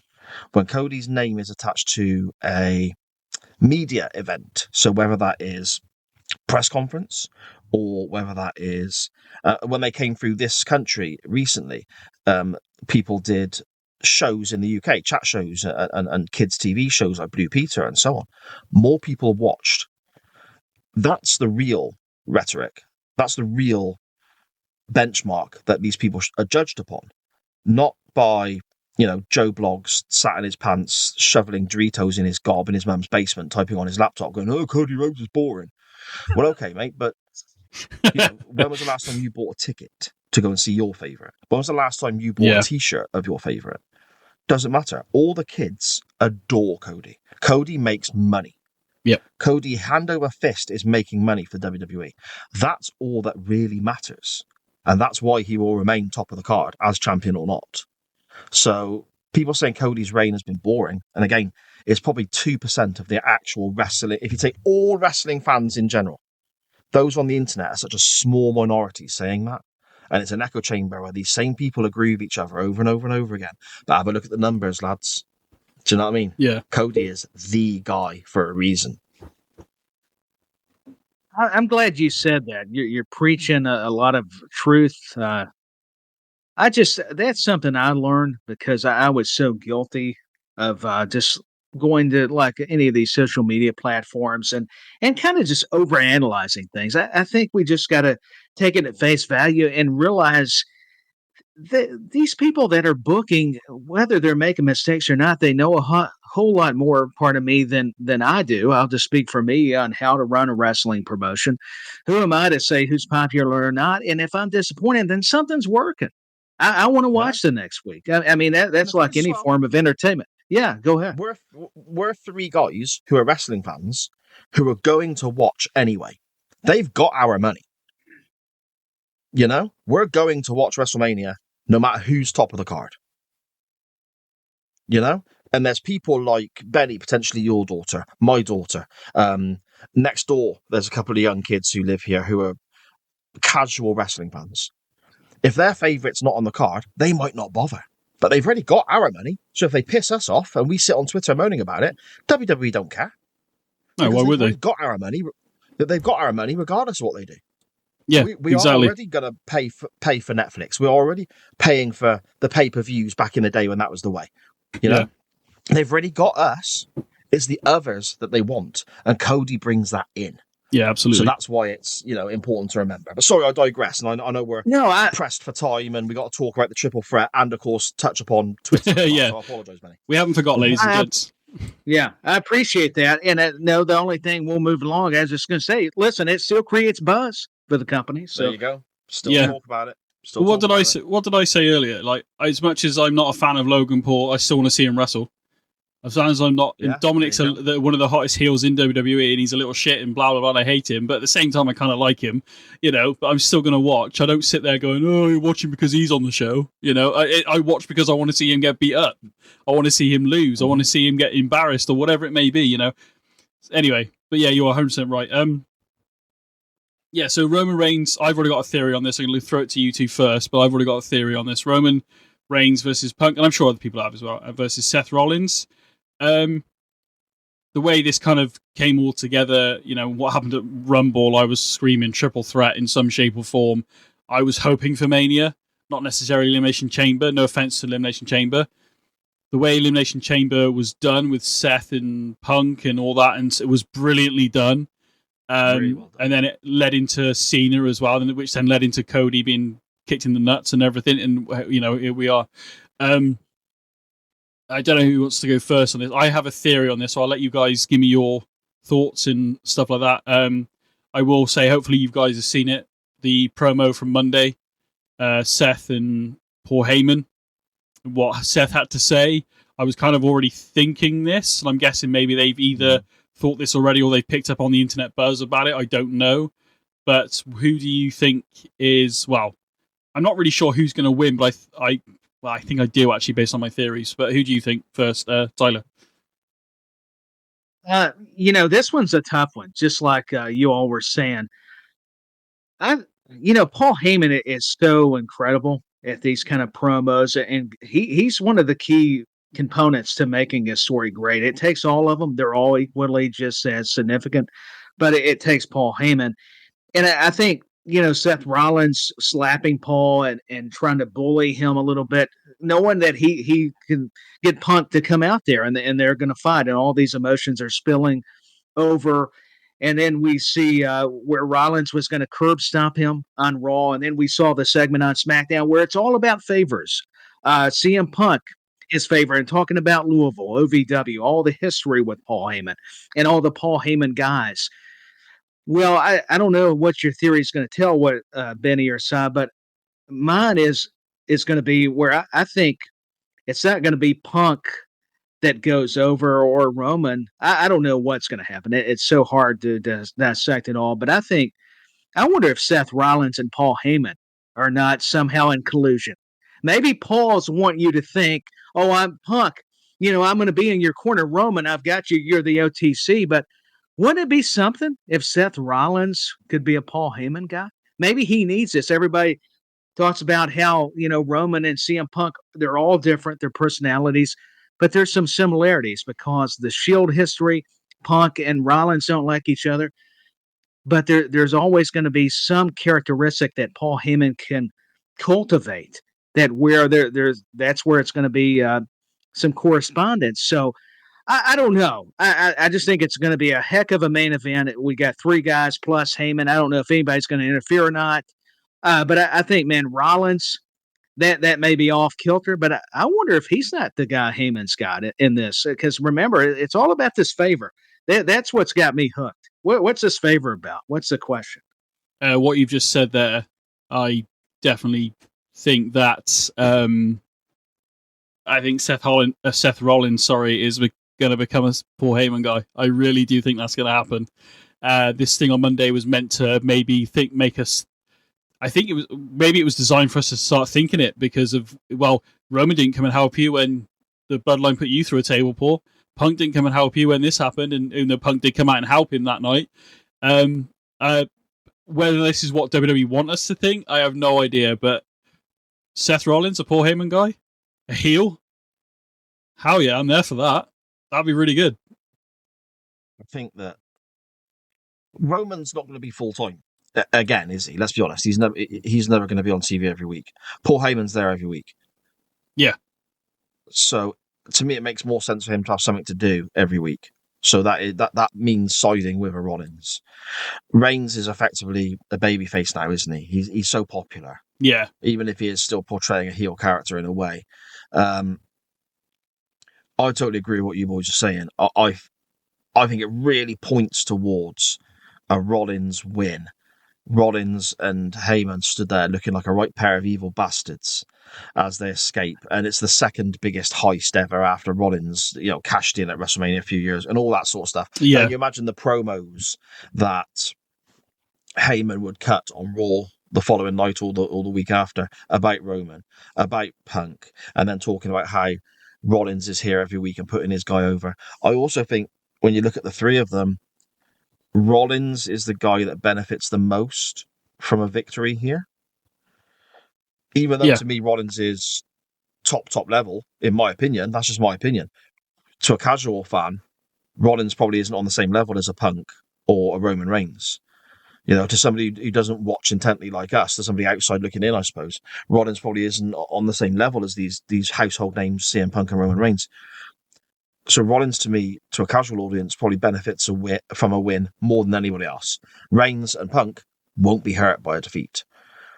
I think there's a big chance Rollins walks out of there, and he walks out of there as the winner with Paul Heyman. But because I'm biased and I am who I am and I have my favourites, I hope CM Punk just out of pair of them. Yeah, so, I think either way, it's going to be a great match. To be honest, smasher. I think in ring, this WrestleMania, even with matches I don't give a shit about, like Charlotte Flair versus Tiffany Stratton, in ring, this Mania could be one of the greatest we've ever seen. From bell to bell. Yeah. But take away the storylines, just look literally at the card. It looks amazing. What I love pro wrestling for, the actual in-ring action. This has got the potential to be one of the best Manias of all time for match quality. Yeah. So I said at the top of the show. Yeah, at the top of the show, I said that not everybody's on board with all the stories and stuff. But if you look at the card, yes, there's still one. Yes. We don't know what Orton's doing. Obviously, there's rumors, and I mean, if it is Aleister Black coming back, or is he going to be Aleister Black? Is he going to be Malachi Black? I assume Aleister. Does he come in and beat Randy, or is he going to be part of the main event where all this stuff's going to go down and Cena's going to have help from Rock and everybody, and Aleister Black's music comes on and freaking. But then does Aleister Black come back as a heel? I have no idea. But the rumor mill kind of states that maybe it's going to be Orton versus Aleister. But if Aleister is coming back and it's against Orton, again, Orton's at the level where a loss at Mania probably wouldn't be detriment. But be fine. But if Aleister Black is coming back for a match at Mania that we don't know about yet, surely a return, he has to win it. He can't come back and lose. That'll be. Oh yeah, no, yeah. You know, if that's the case, or Orton gets pinned. If that's what happens, Orton gets beat. Yeah. Yeah, exactly. Whether that's going to happen, I have no idea. But yeah, I mean, we're going to go through the shows. We're going to review it properly. We're going to have shows, as I said, down the line once it happens. So, we had some tweets and stuff. I need to do this. So you can do this at InTheCorner WWE on X. I was asking basically, Mania not far away. What are the matches you're looking forward to, and what are some of your favorite WrestleMania moments? We actually we had a couple of I think I've got all the ones you gave me, Si. Yeah. So that largely speaking, so Ben, okay, so I'm looking forward to the IC title match. Could easily steal the show. What I said earlier, I concur. Controversial choice for the favorite Mania moment. Here we go. The first ever I ever watched was WrestleMania 9. So he was 6 years old apparently. As planned as the show has been. As planned as the show has been, I'm guessing he's trying to say that. As planned as the show. I hold it dear. It's not a popular one, is it? Oh, okay. Well, is that the one where Brett loses and then Hogan picks up the title from Yoko? Yeah, okay. Yeah. I hold it dear. The vision of the two doinks will forever stay with me. I think is what he's getting at there. So, it's haunting me. Yeah. Imagine that for a 6-year-old though, and it's your first WrestleMania, and then all of a sudden there's two of the same guy in the ring. That'd blow your mind. Confusion. I didn't know where he's coming from. Yeah, it would. At Real Chris Bellis, if I said that right. Got to be honest, hasn't been a great build this year. Was what we just talked about, but will be a solid show as always. Really looking forward to Cody versus Cena for the spectacle. Just like my favorite WrestleMania spectacle, Hogan versus Warrior from WrestleMania 6. Soon to be covered, a little cheap plug here, soon to be covered on One Man's Meat podcast. So look out for that, ladies and gents. So Dan Griffin at Dan Griffin 21. Cena's last WrestleMania match will be special, hopefully with him winning 17. So he's agreeing with pretty much all of us, even though we have no idea what's going to happen. But I've got a sneaking suspicion Gunther versus Jey Uso will be a show stealer. IC triple threat. Okay. Women's World Title Triple Threat. What? Hang on. IC Triple Threat, Women's World Title Triple Threat, and LA Knight versus Jake Fatu are my most anticipated matches. I'm assuming he means the Fatal 4-Way IC match. It may have been updated since he last looked. I don't know if I'm reading that right. Okay, cool. Magnificent Matt Lewis, the Matt Attack UK on X. People can hate, but I'm looking forward to yeeting when Jey Uso beats Gunther. Best moments from WrestleMania history. TLC 2. Savage and Elizabeth reuniting. Undertaker versus HBK 1. Austin versus Owens. Well, I felt that was cool. I'll give him that. The end of the roads. The end of the roads versus Reigns at WrestleMania XL, which we've talked about. Now, I know we've probably got, I don't know if any are springing to mind with you lads as I'm reading those out off the top of your head, but I will say my own personal story here quickly. WrestleMania 19, when Austin had his last match, even though he didn't know it was going to be his last match against The Rock, I thought was absolutely epic at the time. Weirdly, watching the match when Austin took, I think it was the third rock bottom, I was looking at him thinking, I had no idea, by the way, that he'd been in the hospital the night before. I had no idea of this at all. It was very secret, wasn't it? It was, yeah. So when I was watching, I thought, I thought, oh, maybe he's hurt himself in the match. I didn't think, and then for him to be for it to be his last match, and then to the Austin Kevin, even though we all knew Kevin Owens and Austin was going to happen, we didn't know if it was going to be an official match, to be fair, but we knew the brawl was going to take place, didn't we? Let's face it, in Texas. But I tell you what, when that bell rang and the crowd erupted for the bell ringing, which doesn't happen very often in wrestling. If you've never been in wrestling, never watched wrestling in your life, the fact that when the bell rings and the fans cheer, I can probably name one other time that I'm aware of that happened. I'm sure it has happened more than I'm thinking of 2 times. But when that does happen, you've got something that the crowd want to see. And the fact that you're just going ding, ding, and the whole place erupted. And it was like 19 years or something, wasn't it? Or 18 years since he last wrestled. And it was Austin versus Owens. And he gave us a match, people. Is it the most technical and stuff? No, but it was just amazing to see Austin wrestle again. And I am not ashamed to say it. I had a slight tear in my eye when that I loved it. I loved it. It was amazing because I saw his last match again, not knowing it at the time. Matt mentioned their TLC 2. All the TLC matches. I mean, the first one was a triangle ladder match at Mania 16. Then it became TLC. Then it became and so on and so forth. They were all freaking epic. But TLC 2, I still have that burnt into my memory. Edge being spearing Jeff Hardy off that bloody thing. Yeah. So I mean, I've talked a bit too much there, but like any matches that off the top of your head that you always like? I do want to mention one more, but go on, you go first, Tyler. Oh no, you're fine, Benny. With respect, I mean, this was actually before my time, but I go back to it. I know it's been taught to, or at least talked about so many times, but the Macho Man Randy Savage versus Ricky Steamboat at WrestleMania 3 from the Pontiac Silverdome. I think I'm as much enamored by the background, the story of how Macho Man Randy Savage was so detailed, and so was Steamboat. But a lot of times the old timers would call the match. Well, they did that, but Macho Man he had it down step by step. Even Steamboat was talking about how Randy was telling Steamboat, hey, let's do this, do that. And regardless, it was just a fantastic match. They share the story about how Andre and Hogan, with respect, was the big attraction match, but they wanted to steal the show, and they did that. As far as a technical match, it was no disqualification. The story into it was great. You had George the Animal still on the side of Steamboat, which was a bit odd, but it was definitely 80s, and Miss Elizabeth with Macho Man. And I love how, Gorilla Monsoon and Jesse Ventura, I go back to them as commentators. It was just done great, and they didn't have to do a whole lot, but boy, does Steamboat have a great arm drag. I mean, I know it sounds simple, but the way he could catch an opponent, it just, and these guys could fly, they could brawl, but they were versatile. They could go technical. So could Savage.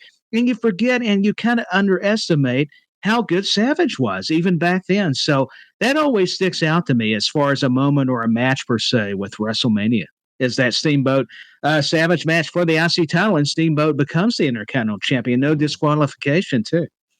Great stuff. Just quickly, I forgot @Mangle_Chris, I think it is. Yeah. Piper versus Brett for the IC title really told a story during the match, as did Brett versus Stone Cold. The double turn at WrestleMania 13, I believe he's on about. Must have been, I haven't watched Mania for years. If you're listening, Chris, give this one a go. Honestly, there's so many good matches, regardless of, like we've already said, the storyline. I give it a go, man. But I just quickly want to say the one more before I go to Sai is, I love this. So for me, I know you're a big HBK fan, Sai, but for me, I was aware of HBK. I'd seen the Bret Hart Ironman match because a mate had it on tape, and I loved it. Couldn't believe I was like, an hour-long match, really? I was hooked throughout the entire thing. Not knowing a lot at the time, I still felt the ending it felt a little bit cheap at the time, but they had to get a winner, so I kind of get it, I guess. But I knew nothing then. Yeah. But the fact that I sat there for an hour watching two guys put on this match, not really knowing anything, it blew my mind. But my first real experience with HBK, and I may have said this on the show before, but was when he came back in 2002, had the unsanctioned match with Triple H, and then went full time and blah blah blah. But the one that really got me was Jericho. I always loved Jericho. I was a massive Jericho fan, still am. But the WrestleMania 19, Shawn Michaels versus Jericho, I love that match from start to finish. It was absolutely amazing. It's fantastic. It's a brilliant match. So yeah. We only got one more off Twitter very quickly. Okay. It was from MGB Graham. He just sent a picture of himself at WrestleMania 35 and said that his greatest moment is going to WrestleMania 35 with Matt Willis, who he hosts Good Cop, Bad Cop with as well. So that's a lovely memory for them guys. Oh, that's cool. And William Kitchen as well. He sent us a gif of Daniel Bryan celebrating at WrestleMania 30. So that's his. I missed that one. That's lovely as well. I appreciate that. For me, very quickly, there's a few honourable mentions. Hogan Rock at 18. Oh yeah, when they stand across the ring from each other, and all the flash bulbs are going off. Oh yeah, that is wonderful. Austin Rock at 17. Similar thing when they stand across the ring from each other, and the crowd is just like whoa. WrestleMania 8, Ultimate Warrior returning. Now this might surprise a few people, but WrestleMania 8, I was bloody hell 10. And you're about 35, weren't you? Big Warrior fan.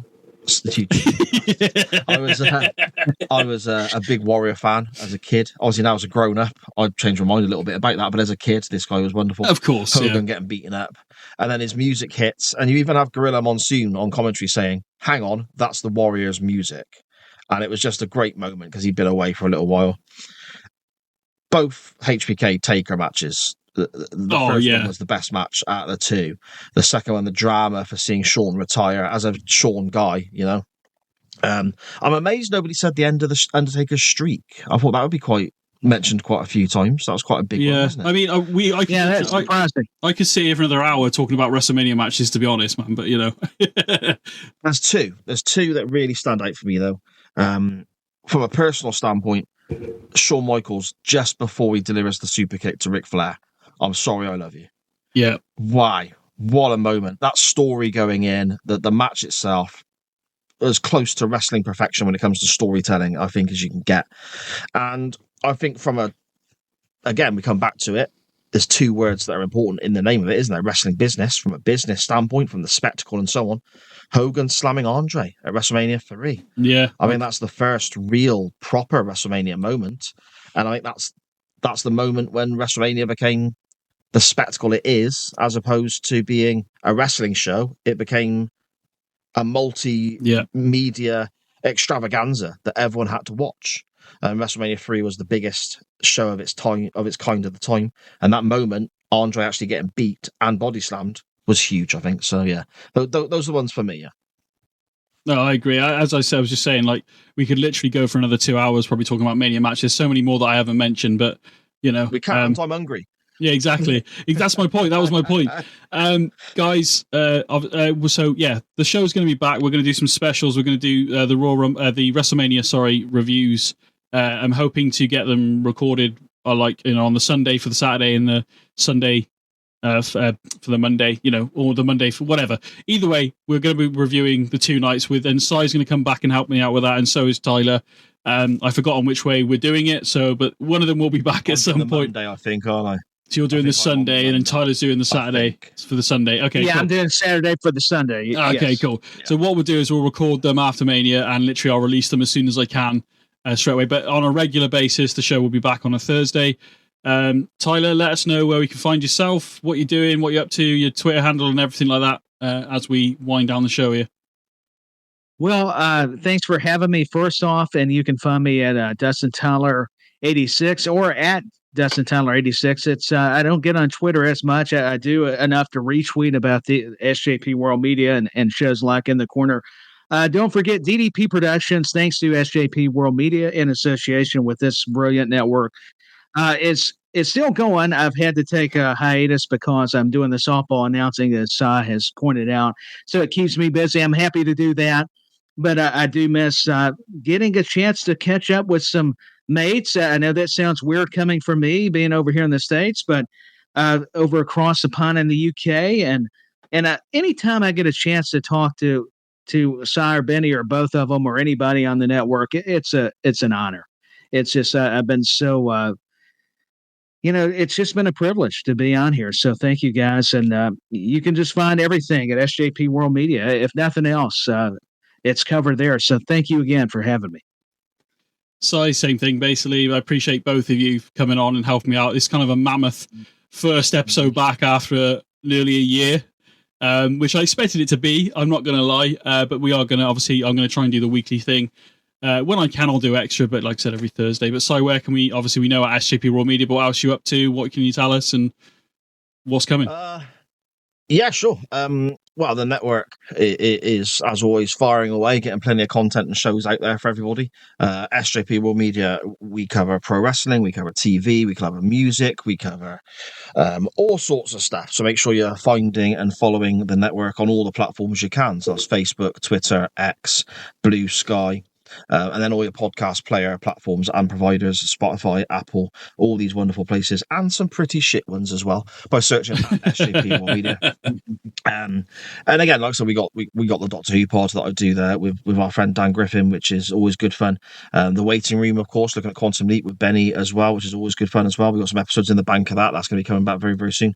Nitro Nights, looking at WCW week by week by week, returning again very, very soon. BenNy and good. Ben, sorry, and I have been talking. That one's coming back very soon as well. Loads of stuff going on. Live shows on our YouTube channel with Chain Wrestling, the Volley, looking at football as well. Loads of stuff going on. Loads of great shows. Stuff from Chuck Winchester in the States, stuff from Tyler, stuff from you, BenNy. Just go and chuck it all a follow at SJP World Media. And also, if you don't mind, tell your friends and give us a nice big fat 5-star review, because I think we're fucking worth it. There you go. This has been In the Corner. I am BenNy Mac. We are back with some more wrestling. As you can tell, this is episode 85 In the Corner. I cannot thank you both. I know this is getting a bit love fest now, but I can't thank you guys. It's been awesome. Oh, thank you. Technical problems aside, it's been absolutely awesome, and it's been great to catch up. And we'll see everybody again for WrestleMania review, and this show will be back next Thursday. This is In the Corner. I'm BenNy Mac. That was Cy. That was Tyler. See you again, guys.